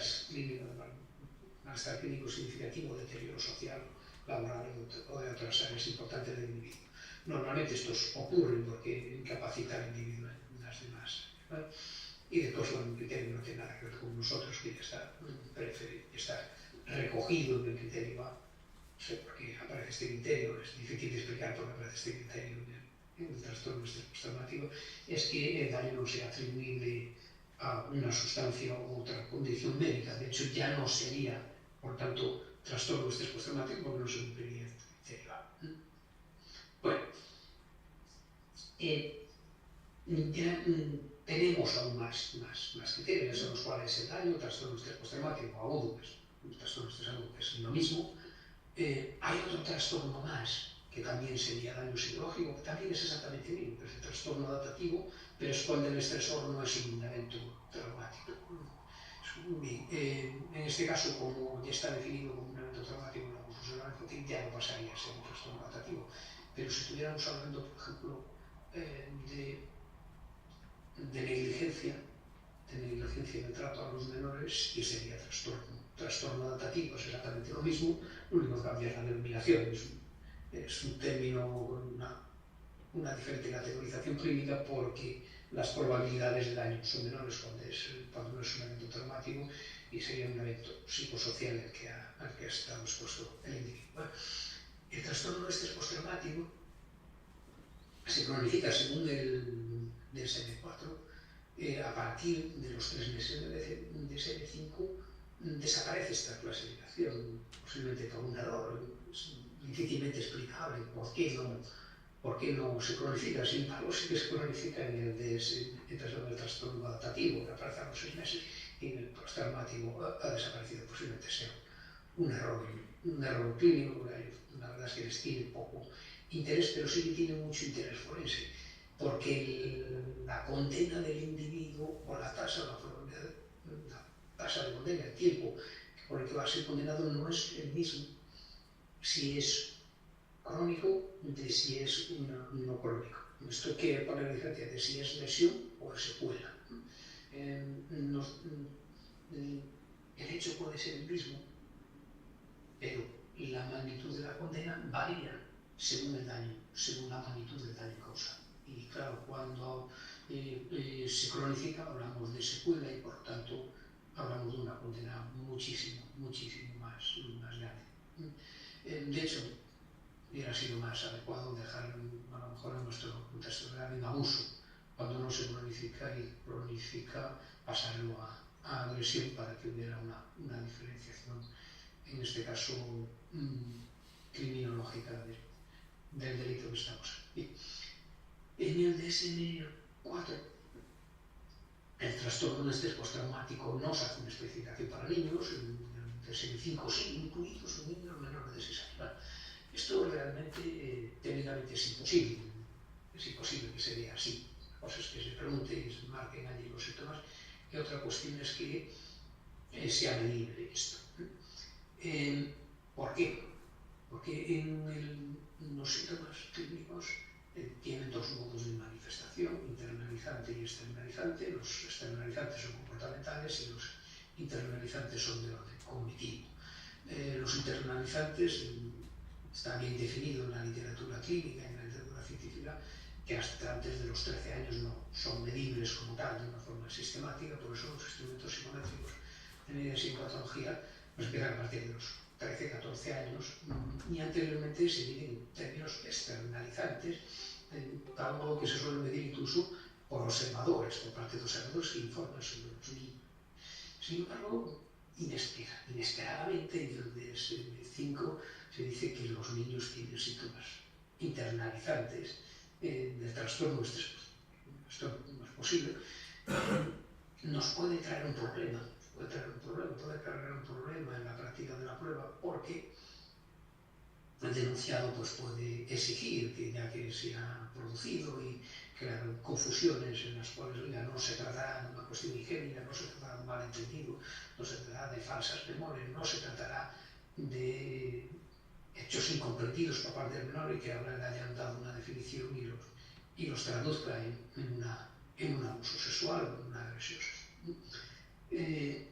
Bien, frente a esto tenemos dentro de la definición anteriormente que vimos de Naciones Unidas, especifica también claramente para el caso de los menores que el daño puede ser real o puede ser un daño potencial. No es necesario que exista este daño en el caso de los menores, y que se verifique. Por tanto, no necesitamos esto y sí que realmente nos podría o nos puede crear en el futuro, ya se verá, problemas, pues porque la defensa se agarrará a esto de que supuestamente podría tener daño y evidentemente no es como tal, pero si lo dice en un manual de clasificación de enfermedades mentales, usted verifique si tiene daño, porque si no tiene daño podemos estar hablando de otros. Y realmente antes de los 13 años raramente vamos a encontrar este tipo de daño. ¿Y qué ocurre en los menores? Lo que ocurre en los menores, normalmente los menores de 13 años, es que se va a producir, y lo hemos visto también de forma continuada, lo que se llama un trastorno de estrés postraumático, se llamaba en el DSM-4 un trastorno de estrés postraumático de inicio temporal. Es decir, que se crea, el daño aparece o se crea cuando el individuo, en este caso el menor, pues adquiere esa conciencia del daño y se crea normalmente a partir de la adolescencia, cuando se va creando a partir de esas edades en las que tiene, es decir, a través de síntomas cognitivos que son además los que nos van a permitir establecer esa relación de causalidad, porque los síntomas externalizantes nunca van a tener valor de prueba, ya que podemos observar, es una observación, aparte de este caso del perito, de que el individuo manifiesta síntomas, pero no podemos conocer la causa. Por lo tanto, aquella relación de causalidad que nos van a exigir dentro del campo forense, pues judicial, pues, no es posible establecerlo. Eso solo puede ocurrir con los síntomas cognitivos. El trastorno adaptativo, que es exactamente el mismo, no procede en este caso porque es un trastorno de estrés postraumático, ya que aparece como un evento traumático definido. El trastorno por estrés agudo podría ocurrir, pero no va a dar tiempo prácticamente nunca de que se produzca. Y otras patologías, si no tenemos trastorno de estrés postraumático o trastorno de estrés agudo, pues no son pruebas suficientes, ¿vale? Igual que nos ocurre cuando tenemos sus síntomas. ¿Sus síntomas qué son? Es cuando se cumplen criterios, pero no todos, para el diagnóstico de trastorno de estrés postraumático, para la relación forense de trastorno de estrés postraumático. En estos casos no se puede establecer como tal, ¿vale? Esto hay que tenerlo bien claro, ¿no? Ya digo que podemos hacer en todo caso, al ser menores, es términos potenciales y tenemos revisiones metaanalíticas que así lo avalan. Incluso podemos decir que las probabilidades de futuro de daño, incluso también por género, cuánto daño tendrían en términos promedios, es lo máximo que podemos ver. En los demás casos nos quedaremos sin este tipo de prueba y nos tendremos que limitar única y exclusivamente al testimonio del menor o de la menor.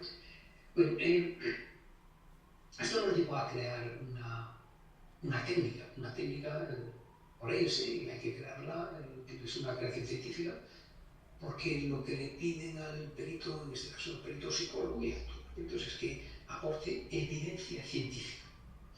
Todo lo que no sea ciencia no tiene valor de prueba.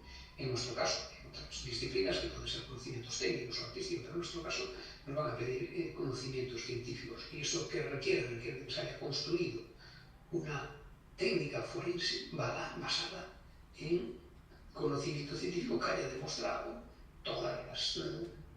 haya demostrado ser eficiente, cuál es el margen de error, etc. Hay una cantidad de criterios que ha de cumplir la prueba y al cual va a ser sometida día a día, judicialmente, tanto la técnica como después la aplicación de la misma.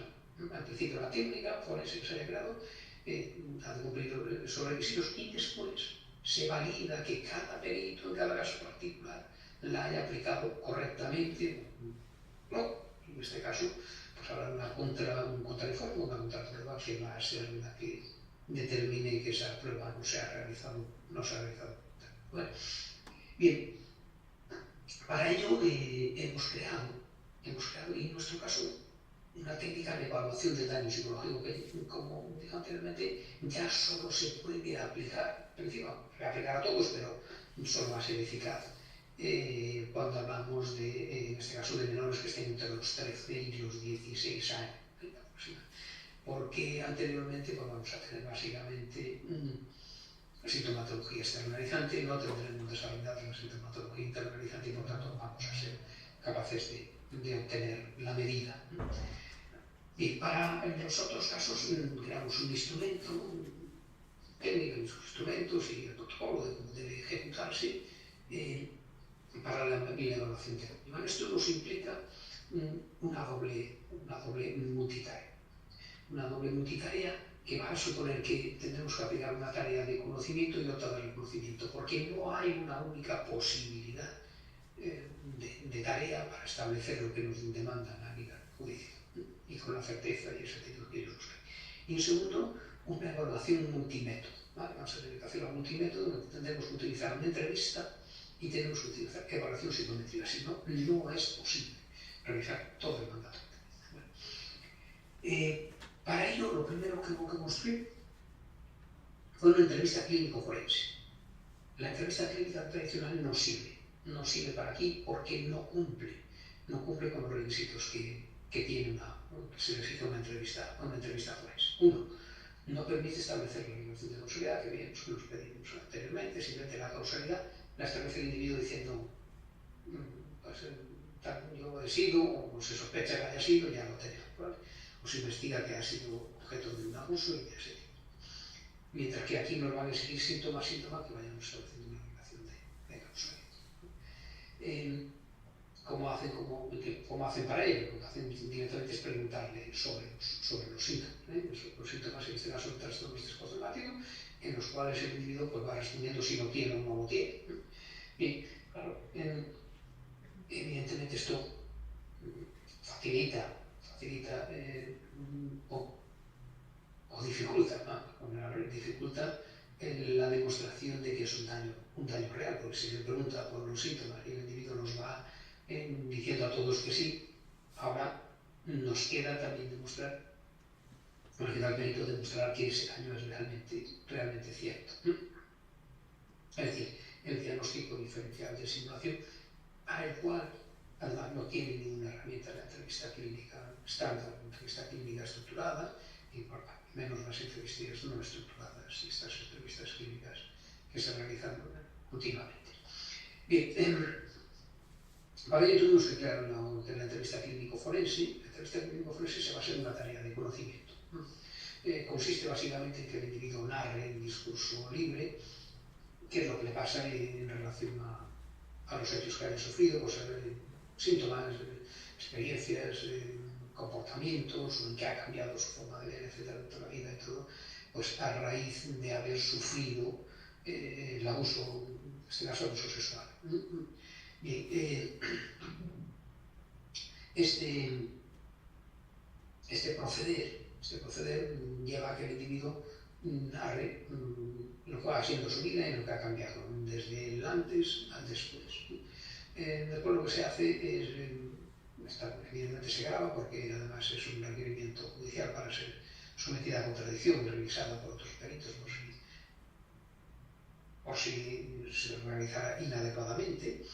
Bueno, lo que se hace es buscar los síntomas en los que este individuo vaya narrando, se van buscando los síntomas, y los síntomas no aparecen como tales, sino lo que hacen es aparecen como hechos de la vida continuada, y el perito va marcando si se cumple un síntoma, un criterio, perdón, en tal punto.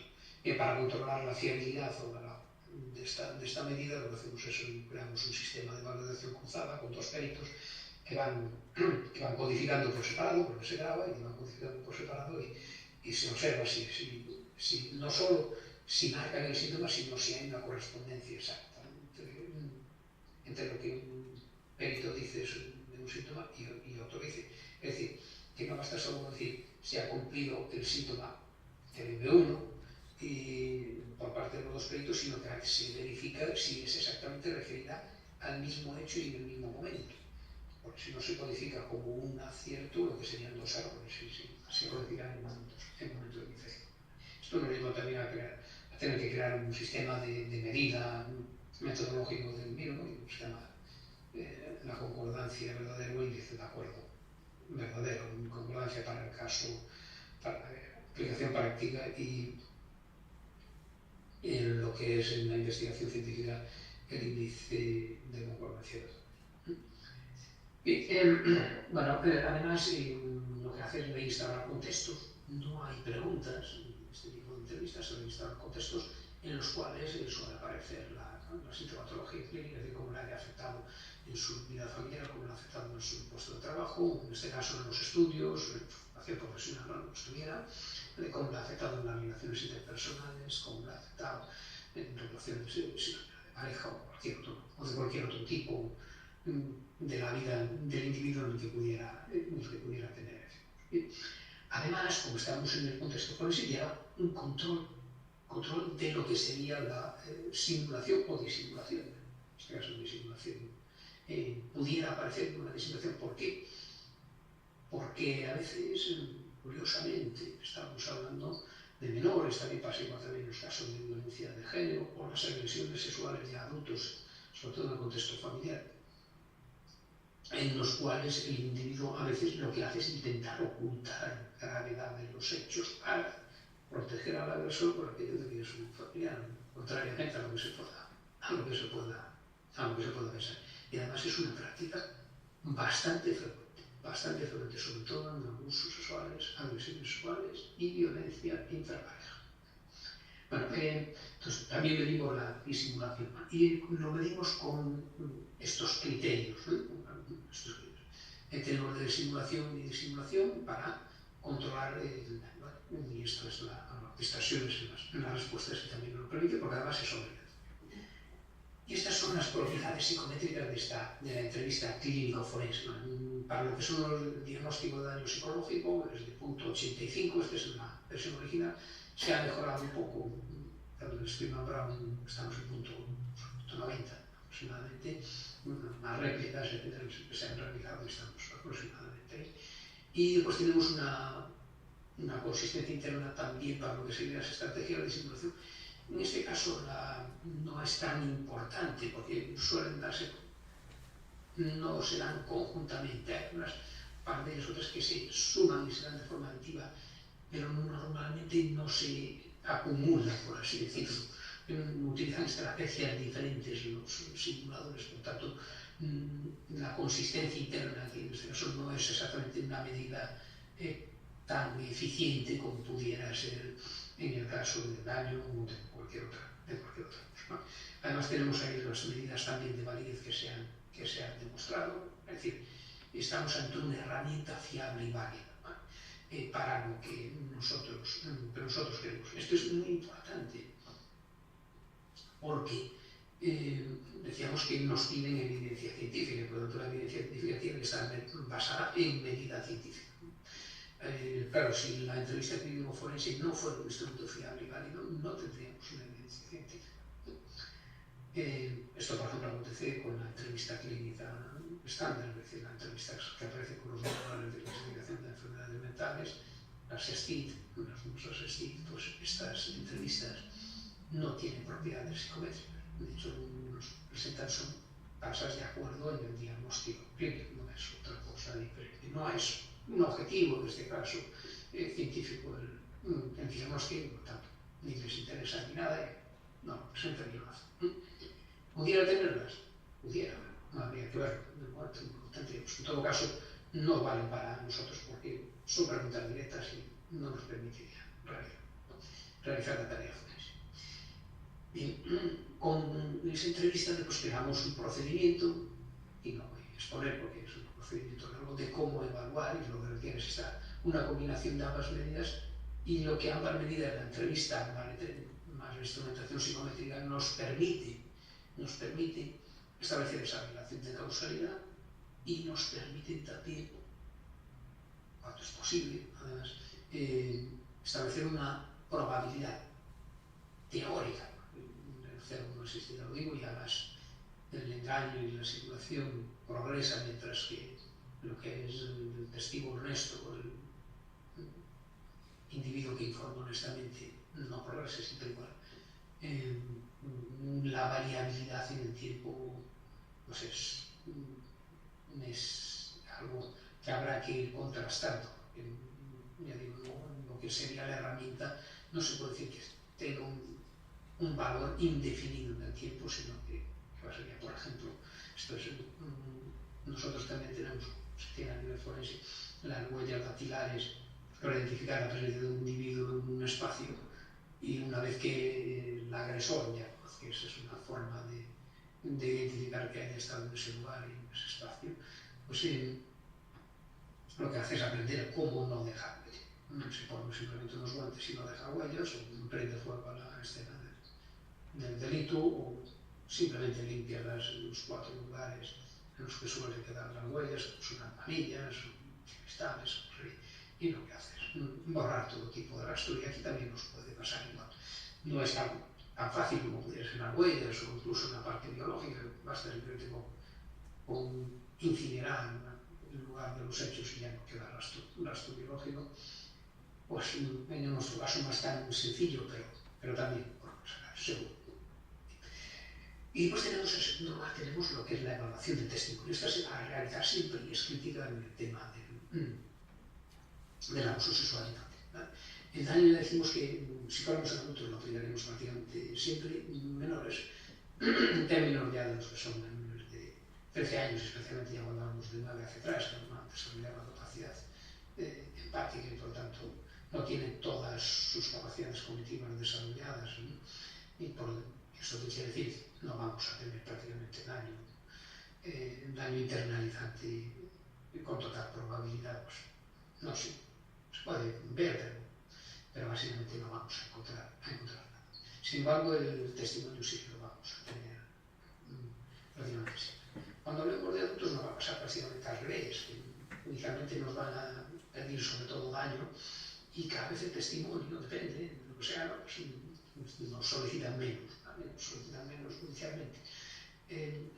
Incluso ahora en la lista del somos y el sí, conocida este nombre, pues se dice que básicamente nos debemos al daño y no al testimonio. Es un error, porque el testimonio de la denunciante no va a ser prueba suficiente para condenar, y si no tenemos el testimonio como tal y la certeza del mismo, aunque no lo pida judicialmente, lo tendremos que hacer evaluación independiente para poder hacer esa causalidad entre los hechos y el daño, si no sería una prueba fácilmente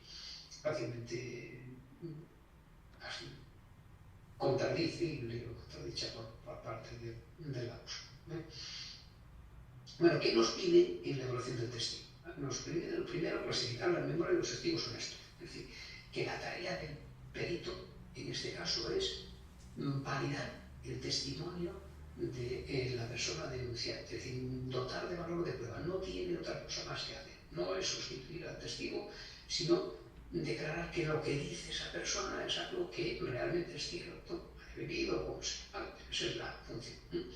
Además, ha de garantizar el estricto cumplimiento del principio de presunción de inocencia. Esto es siempre crítico. Ha de practicar una prueba contrastable y revisable. Esto quiere decir que el acusado tiene derecho a contradecirla, a verla, a buscar si tiene debilidades y buscar otro perito que trate de anular esa prueba. La prueba se ha de obtener lícitamente. Esto quiere decir, en nuestro caso, que no puede estar contaminado. Es decir, que el perito tiene que obtener el testimonio sin contaminarlo. No puede, si lo contamina, es como si tuviéramos una prueba biológica donde hay rastros del propio perito que está realizando esa prueba automáticamente. No es válido, no se ha seguido el procedimiento para demostrar nada y no se ha custodiado correctamente en nuestro proceso, es que el perito no contamine la prueba. Bien, para ello lo que necesitamos, lo primero es una herramienta de obtención de la declaración. Para esto se cuenta, es la que se utiliza por defecto, en la entrevista cognitiva. Es lo que utilizamos nosotros. Hay otros procedimientos que se utilizan otras y contaminan, y estas contaminan ¿cómo? Pues por el interrogatorio. Es decir, el perito cada vez que pregunta, contamina. La contaminación de un testimonio hace que esa prueba automáticamente no sea vale. La entrevista cognitiva, ¿en qué consiste? Consiste en técnicas de ayuda a la recuperación de información, pero sin interrogatorio. Y lo que hace básicamente es dos técnicas, que son las que vamos a utilizar nosotros, que es el video narre todo lo recordado y que coges imágenes sensoriales de los hechos. Esto para nosotros es lo que digo, es otras herramientas de ayuda a la recuperación de la información de entrevista cognitiva no tienen utilidad forense. Existe un riesgo de que el perito contamine, ¿no? Cuando estás en términos de investigación no es problemático, pero sí judicialmente sería problemático porque si contamina anula la prueba. Y además es que no es tarea del perito clarificar un hecho, sino que un hecho puntual, un detalle puntual, sino que la tarea del perito es la memoria en su conjunto. Y además esto es la realidad, porque es la realidad de la memoria, porque nadie, absolutamente nadie puede garantizar dentro de un testimonio que un hecho puntual sea cierto. Puedes garantizar el conjunto de. Es más, el testigo, que es lo que define, que lo que haya dicho el testigo sea honesto, es un testigo honesto, que realmente es lo que te solicita. El testigo honesto tiene aproximadamente, por término medio, un 20% de información no exacta, lo cual ni siquiera en el mejor de los casos se puede garantizar detalles puntuales. Bien, entonces lo que le vamos a pedir como punto de vista es una restauración de contextos, que son imágenes mentales de los hechos, busca una imagen de los hechos y la vaya contando y pedirle que narre en recuerdo libre todo lo que pueda decir. Esto que lleva pues, a que tengan narraciones realmente muy grandes, no las narraciones que se obtienen en sede judicial o policial que se resumen después en un folio y medio como mucho de todo lo que haya dicho el testigo. Por este procedimiento se obtienen memorias en un adulto como mínimo en torno a casi una hora y como máximo hasta 4 horas de declaración de un individuo sin ningún tipo de preguntas, no son necesarias. En los menores, evidentemente, el tiempo decae mucho y depende de la capacidad lingüística y del desarrollo cognitivo de ese menor. Si hablamos ya de un adolescente, es igual que un adulto, una vez que pasa 13 años, es igual que un adulto. Si hablamos ya de más de 6 años, 8 años, ya tiene una buena capacidad. Y cuando hablamos de menos de 6 años, la capacidad narrativa y explicativa es mucho menor y por lo tanto la memoria se reduce y tendremos menos prueba y por tanto menos calidad y capacidad para la demostración de los hechos. Bien. La labor del perito en todo caso consiste en obtener la declaración para el análisis posterior y no contaminarla y obtener la memoria más amplia posible sin ningún tipo de interrogatorio. Después vamos a tener que realizar una segunda entrevista, en este caso es repetir la obtención de la declaración. Esto es, en términos judiciales, lo que nos van a pedir o está sometido a contradicción. Nos van a pedir, no a nosotros, pero sí nos van a preguntar posiblemente por ellos al perito, es por la falta de persistencia. Es decir, que lo que consiste en los interrogatorios judiciales, sobre todo por parte del acusado, es en tratar de buscar pequeñas contradicciones en el testimonio, en este caso de un niño, que son fácilmente manipulables, sugestionables, etc. Pero nos pasa igual con los adultos, es muy fácil, ¿vale? Que un abogado con una cierta capacidad lleva a que el individuo se contradiga, sobre todo de ti. Bien, esto para nosotros también lo hubiéramos realizado exactamente igual que lo que llamamos el test, ¿no? Ciencia. nos vendría perfecto igual. Pero bueno, también además existe una demanda judicial para responder a posibles contradicciones que pudiera haber, que son dimanantes de precisamente los interrogatorios que se producen, en este caso los menores, pero y que si nosotros somos capaces de obtener la prueba en duplicado, el testimonio en duplicado, pues esa falta de persistencia ya no sería problemática judicialmente, porque si no, judicialmente, el juzgado o el tribunal que toque competente, si la prueba o el testimonio no es persistente, tiene la obligación judicial de absolver al encausado por falta de pruebas, no porque no haya sido, falta de pruebas, y en este caso por falta de persistencia. Pero bueno, nosotros en todo caso realizamos con otro contenido. La cuestión nos sirve para conocer la fiabilidad del testimonio de esa persona. Bien, lo que ocurre es que cuando nosotros contamos 2 veces un mismo evento que hayamos vivido y en estas declaraciones, resulta que el evento es el mismo, pero un testigo nuestro cuenta el mismo, pero no lo cuente, lo varía. Lo que buscamos aquí es algo contrariamente que tratamos de explicar y encontramos que nos interesa a nosotros científicamente, es que la memoria es persistente, pero es persistente en los elementos centrales, pero no así en la información no central y periférica. Lo que ocurre es que los elementos que hayan producido, bien sea una agresión, tipo que fuera, eso van a tener que ser exactamente iguales, si no sería una prueba inválida, una memoria también inválida, esto no cabe duda, pero contrariamente a lo que se busca de justicia, lo normal y lo esperable y lo que debería ser es que la memoria en un elemento no central sea no persistente, es decir, que aparezca información en la segunda narración que no estaba en la primera y en la primera una que no está en la segunda. Incluso puede haber contradicciones en elementos periféricos que no tienen relevancia alguna, ¿vale? Y que además el perito no es una cuestión científica, pero es que el perito debería conocer para poder sostener después en sala de justicia estas contradicciones. Bueno, una vez que tenemos la prueba,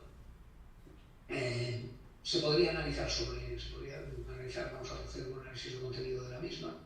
Está basada en la siguiente idea, que se conoce como hipótesis Unoch, y a partir de ahí construimos un sistema de categoría. Que este señor Unoch, un profesor alemán, un psicólogo jurídico alemán, que en los años 50 del siglo pasado postuló una hipótesis, una herramienta muy rudimentaria, pero que se utilizó durante mucho tiempo, y una actualización de la misma, la que se utiliza con mayor frecuencia a nivel mundial.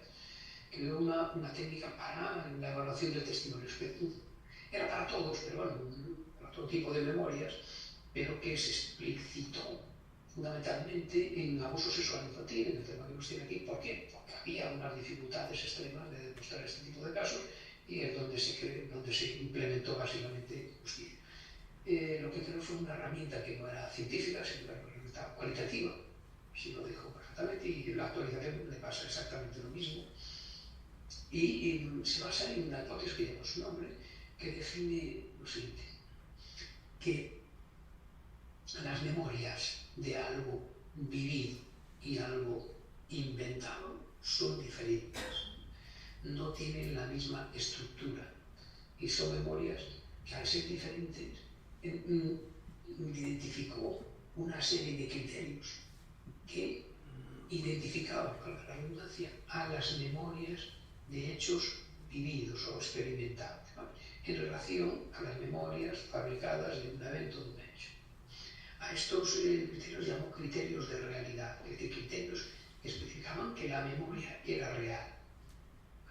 Estos criterios, dijo además, que no eran totalmente excluyentes, es decir, que también las memorias fabricadas podían contener algunos criterios de realidad. Por lo tanto, no es que aparezca uno y ya está, y ya es suficiente, sino que era una cuestión cualitativa de cuántos son los que fueran. No realizó una investigación al respecto, debería contener para decir que esa memoria era propia de hechos vividos. Y la herramienta, que creo no tiene ninguna propiedad psicométrica conocida, lo define como una herramienta semi-objetiva o cualitativa.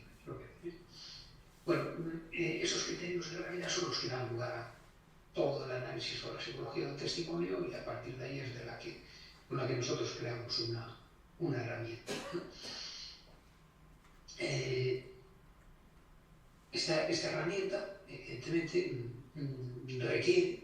requiere, estamos en un contexto que nos piden una prueba científica, requiere también de la aplicación de los criterios de fiabilidad y validez, ¿no?, científica.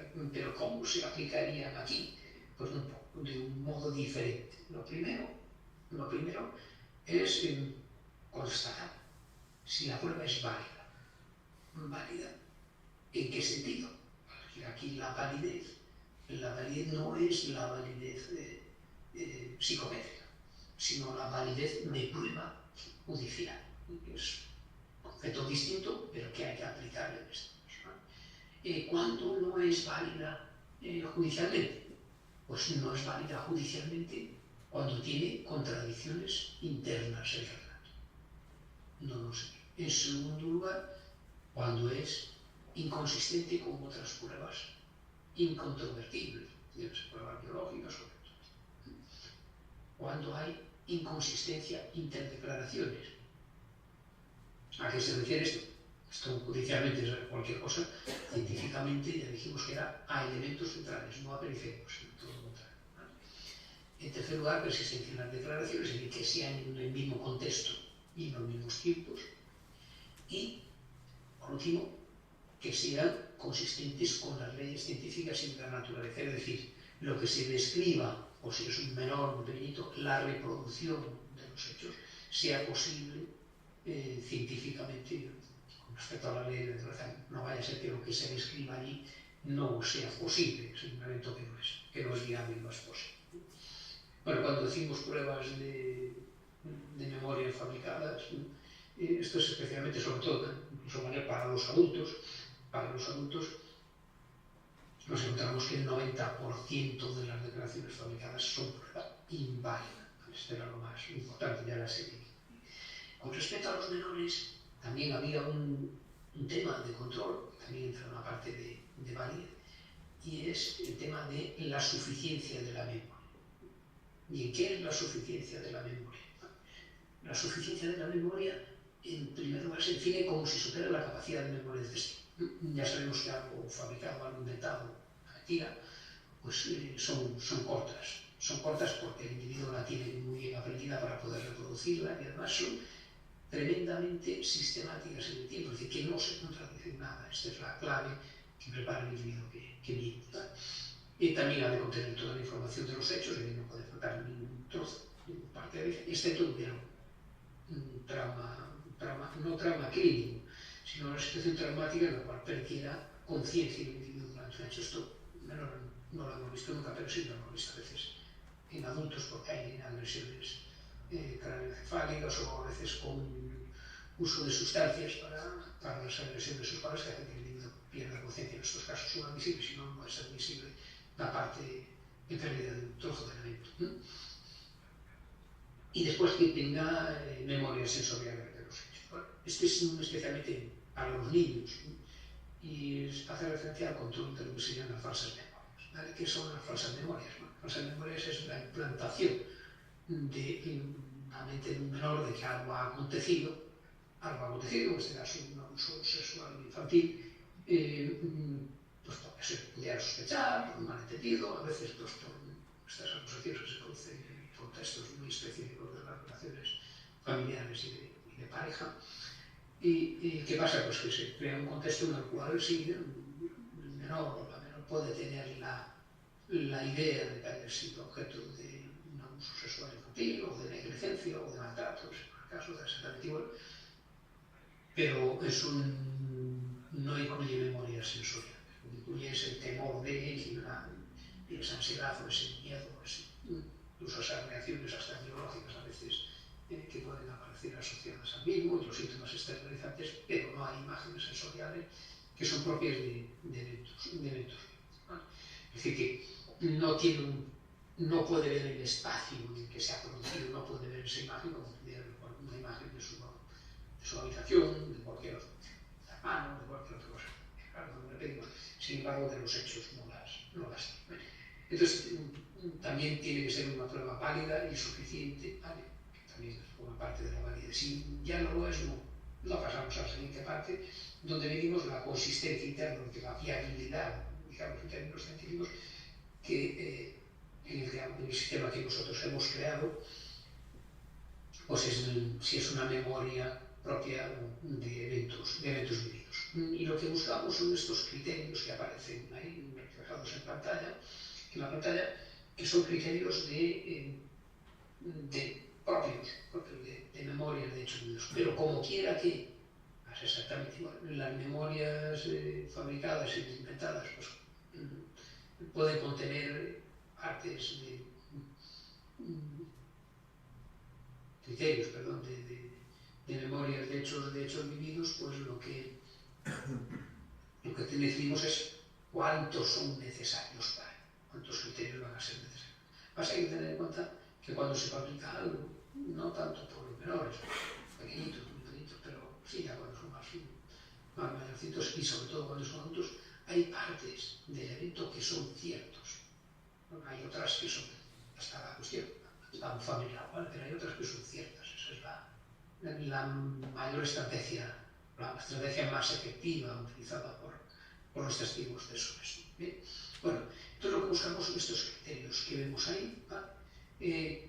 Como verán, hay unos que están en color verde y otros que no están en color verde, ¿vale? Y los hemos clasificado respetando lo que eran algunos criterios anteriores, pues con el mismo nombre, aunque después la codificación es diferente, no se codifican exactamente con ellos. ¿Por qué? Porque lo que pasaba históricamente en los anteriores procedimientos es que lo que hacían era dar una frase y no había una definición operativa. De tal forma que cada perito entendía lo que parecía o lo que quisiera hacer, y si uno busca memoria medida, pues evidentemente lo que hace es tender a codificar donde no hay. Además, claro, como se recuenta cada criterio por separado, esto no es como un instrumento psicométrico tradicional, sino que las categorías tienen que ser independientes cuando se cumplían. De tal modo que se podía colocar en lo mismo dos categorías diferentes y lo que estaríamos incurriendo en duplicidad de medidas, ¿no? Tampoco se definía cuál era la unidad de medida. Este señor Doshi, que fue el creador original, creó él algunas categorías, pero no se había ni demostrado si discriminaban ni si no discriminaban de forma fehaciente, cuánta era la capacidad discriminativa, etc. En 2015 no se tuvo certeza de todo ello, y ya digo, además se tenía certeza que funcionaba a partir de ahí. No existía un instrumento, por decirlo, científico, fiable y válido que permitiera acometer una evaluación forense con todas las garantías que nos pide. Además, claro, el sistema estaba incompleto porque sin alterar lo que le parecía, no se buscaron si había categorías adicionales más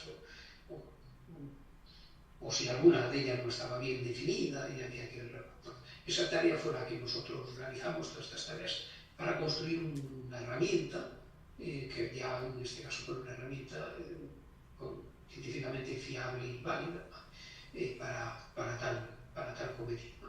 Y estos son los criterios que fuimos encontrando y que fuimos perfeccionando y lo hemos agrupado en categorías que llaman medio categorías, pero que no tienen más trascendencia, como si fueran factores, pero no fueron factores en una factoría, pero no quiere decir que se tengan que cumplir los 4 factores, sino que es un número de categorías y nada más, ¿vale?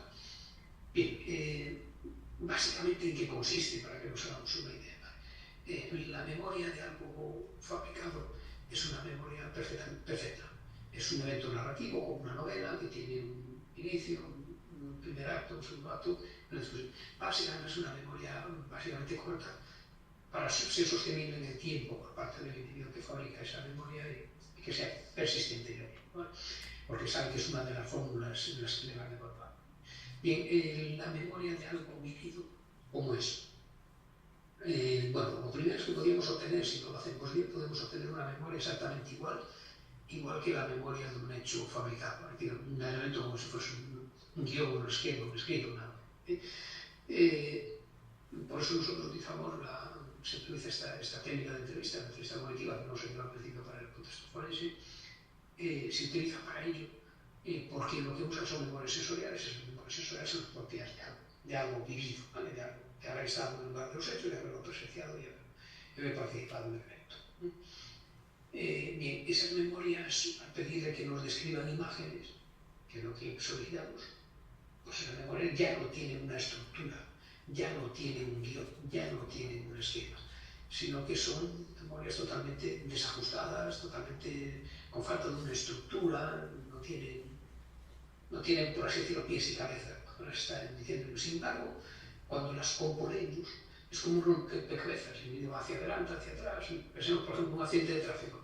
Un individuo no cuenta de una memoria sensorial, salí de mi casa, ni no le está contando ya hasta llegar al accidente, sino que empieza por el momento del impacto y de allí va hacia adelante, va hacia atrás, que si una intervención hospitalaria, que si no sé qué, que si viene una grúa, que si va a parar así, etc. No, es caótico, sí, bueno.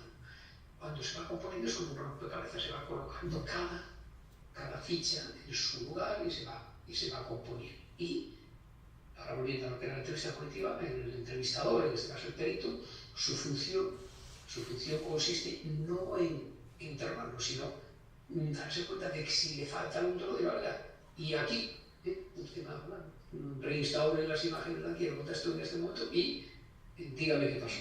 Vale, cuéntame, ¿de acuerdo? Básicamente esa es la función del P. ¿Vale?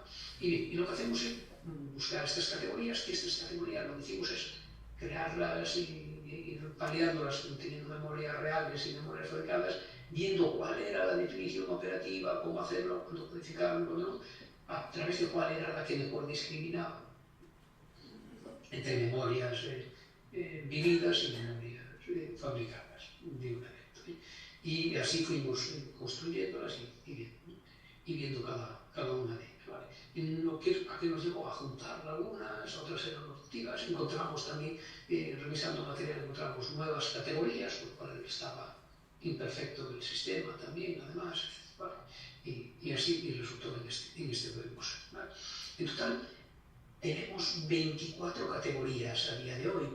¿Puede haber más? Puede. Si nos encontramos, añadirán y se irán haciendo. Evidentemente, cuanto más categorías tengamos, más validez tendrá la medida. Esto, por supuesto, cuanto más ítems tiene un instrumento cualquiera, más validez tiene. Por lo tanto, también aquí es exactamente igual. ¿Vale? Lo que incrementamos es validez, ¿vale? De la medida, ¿no? Y además de lo que son estas 24 categorías, tenemos categorías para contextos específicos que solo valen para eso, para casos de agresiones sexuales adultos. Tenemos para casos de acoso laboral, tenemos para casos de acoso escolar, tenemos para casos de violencia de género, en la pareja. Para abuso sexual infantil no tenemos adicionales, con lo cual perdemos validez con respecto a eso. Y las vamos a tener. Es muy difícil. Es muy difícil porque mientras en otro tipo de delitos y con otro tipo de poblaciones podemos simular memorias fabricadas, en el caso de abusos sexuales no podemos fabricarlas en menores. Entonces tenemos que ya irnos a poblaciones más altas y claro, ya las categorías van a cambiar, especialmente lo que son los temas más delicados, que son estos preadolescentes y los niños pequeñitos. Estos son los casos más complejos y los cuales no es posible, ni éticamente ni científicamente hacer esas simulaciones que necesitaríamos. Por tanto, podemos encontrar podríamos, pero después contrastar la eficacia de las mismas con calidad y tal, no lo podremos hacer, con lo cual nos quedaríamos como un poco ojos, tendríamos entonces un instrumento que seríamos un instrumento semi-local. ¿Vale? Sin embargo, esto sí que lo podemos hacer porque es para cualquier tipo de delito, pero específicas de abusos. No vamos a hacer nada. como os decíamos, estamos en un contexto en el cual hay que garantizar el estricto cumplimiento del principio de presunción de inocencia. Esto requiere que tengamos un criterio de decisión estricta, que hayamos comprobado, en el cual ninguna memoria fabricada tuviese ese número de criterios, de tal forma que, claro, podamos decir que supera ese punto de corte en el cual ninguna memoria fabricada ha llegado hasta este número. Bien, de ahí viene la explicación esta de que teníamos unos criterios en color verde y otros que estaban en color negro. El color verde son los que tienen una capacidad no solo significativa de discriminar entre memorias de hechos vividos y fabricadas, sino que el tamaño del efecto es como mínimo moderado. Es decir, se eliminaron los de un tamaño de efecto pequeño. O sea, que tienen mucho interés científico, pero que aquí vemos que nos traen una pérdida de validez, en este caso, validez forense, ¿vale? Cuando utilizamos estos criterios que estaban en verde, pues nos encontramos que la mejor memoria es este momento fabricada en un evento, pues contiene cuatro de estos criterios de color verde. Bien, ¿qué nos pasa en este caso? Que cuando hay 5 o más criterios podemos decir que es cierto. ¿Vale? ¿Y cuál es el número de falsos negativos? El error, ¿dónde está? Que no puede ser falsos positivos, tiene que ser cero, ¿no? Esto no lo exige la justicia, ¿vale? Por el principio de presunción de inocencia, pues estamos en un 2%, ¿vale? En un 2% en general. Pero bueno, el margen de error oscila hasta un 8%. ¿Vale? En general, me refiero a puede ser de adultos, no sé, estamos en un 2%, que es el mejor de los casos que lo hemos logrado bajar en los casos de violencia de pareja contra la mujer. Estos son un montón de normas. Y en el peor de los casos estamos en un 8%.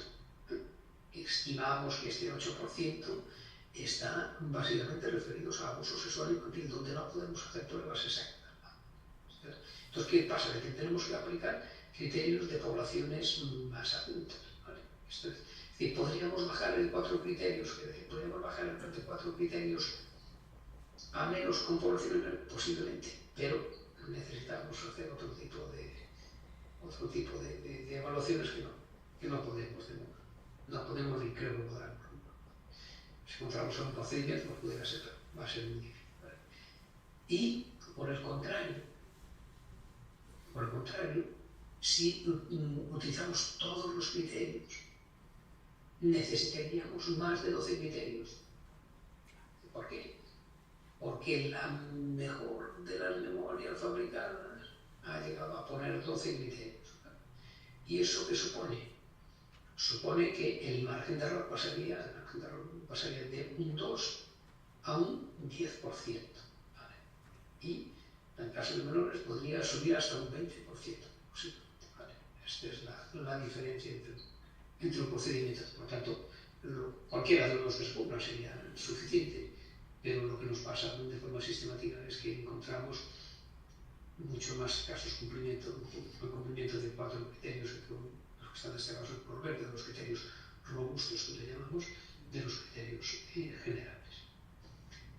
Y estas son las propiedades psicométricas.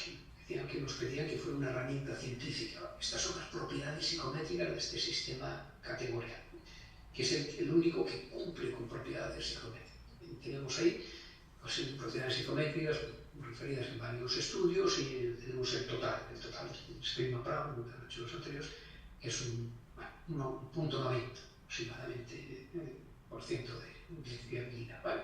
Y tenemos también ahí los indicadores de validez, discriminante, criterial, de constructo y predictivo, ¿vale? Entonces tenemos también, por decirlo, suficiente validez a tener un multirango y multimétodo medidas de validez. Por tanto, estamos ante una herramienta fiable y válida, que además, aquí además también tiene un control después de la aplicación por parte del perito en casos concretos, y que lo hablé anteriormente un poco por encima de ella, y se utilizan 2 peritos para controlar los errores que pudieran producirse en la aplicación por parte de un experto.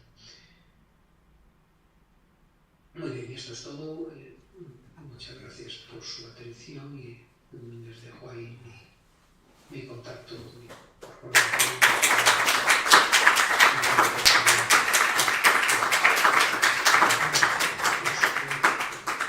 También sería muy bienvenida. De todo, muchas gracias.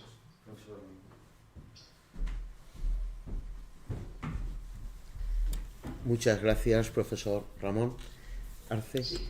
Ha sido un placer escucharle y ver la complejidad que hay detrás de lo que aparentemente es una cuestión tan sencilla. Parece como tan sencillo, pero de sencillo no tiene nada.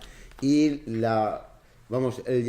claro, es asombroso cuando se tiene que jugar de verdad con la evidencia. Pero de verdad. Porque dice, bueno, pues un 2% más otro 2% más otro 2% y tal. Esto es de verdad un sistema increíble y que va a suponer, por supuesto, pues está suponiendo una mejora dentro de lo que es el proceso de determinar si realmente de manera forense se cumplen o no una serie de conductas. Muchas gracias. Nada, gracias a vosotros por considerarme Un honor. para este evento. Gracias, un honor. Venga, a ti. Sí.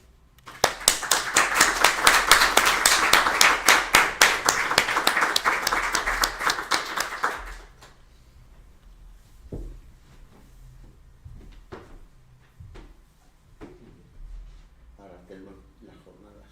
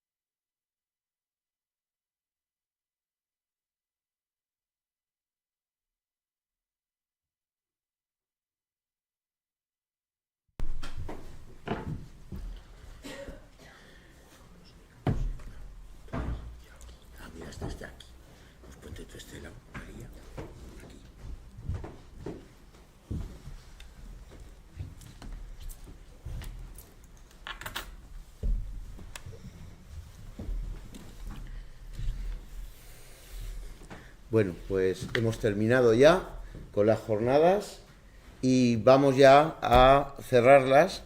Tenemos aquí, contamos con la presencia de la parte docente, bueno, de la parte institucional de la Universidad de Valencia. Tiene la palabra. Muchas gracias, doctor García. Bueno, en primer lugar, quiero excusar al decano de la facultad, el profesor Antonio Ferrer, que no ha podido estar aquí, pero me ha transmitido esas felicitaciones que transmito desde este centro. Durante las últimas 2 semanas estamos de celebración, estamos de aniversario, ya que se cumplen 50 años del inicio de estudios de psicología en la Universidad de Valencia. Y pues bueno, la celebración de jornadas de este tipo pues dan cuenta de la evolución, ¿no?, que hemos ido teniendo a lo largo de estos 50 años y la que nos queda por desarrollar, contando pues con profesionales tan importantes dentro de este área, jornadas internacionales, tratando temas de familia, de sociedad digital, desarrollo positivo, ¿de acuerdo? Todo tan variables tan importantes y con tanta relevancia, y contando con profesionales de la casa, que pues es un orgullo dentro de la universidad contar con profesionales del área y profesionales que han participado tanto a nivel internacional, que dan cuenta pues nada de la relevancia de estos temas y esa transferencia a la sociedad tan importante, ¿no?, que se ha visto planteada en términos de esas intervenciones, ¿no?, de esas charlas, esos profesionales que han comentado tanto cuestiones tan relevantes a la hora de intervenir, cuestiones tan relevantes a la hora de investigar, destacando los aspectos metodológicos tan relevantes a la hora de desarrollar y el avance de la ciencia. Y pues bueno, pues por muchas jornadas más como esta, en los próximos años estaremos encantados con las puertas abiertas para que... Pues muchas gracias, damos por concluidas las jornadas. Gracias.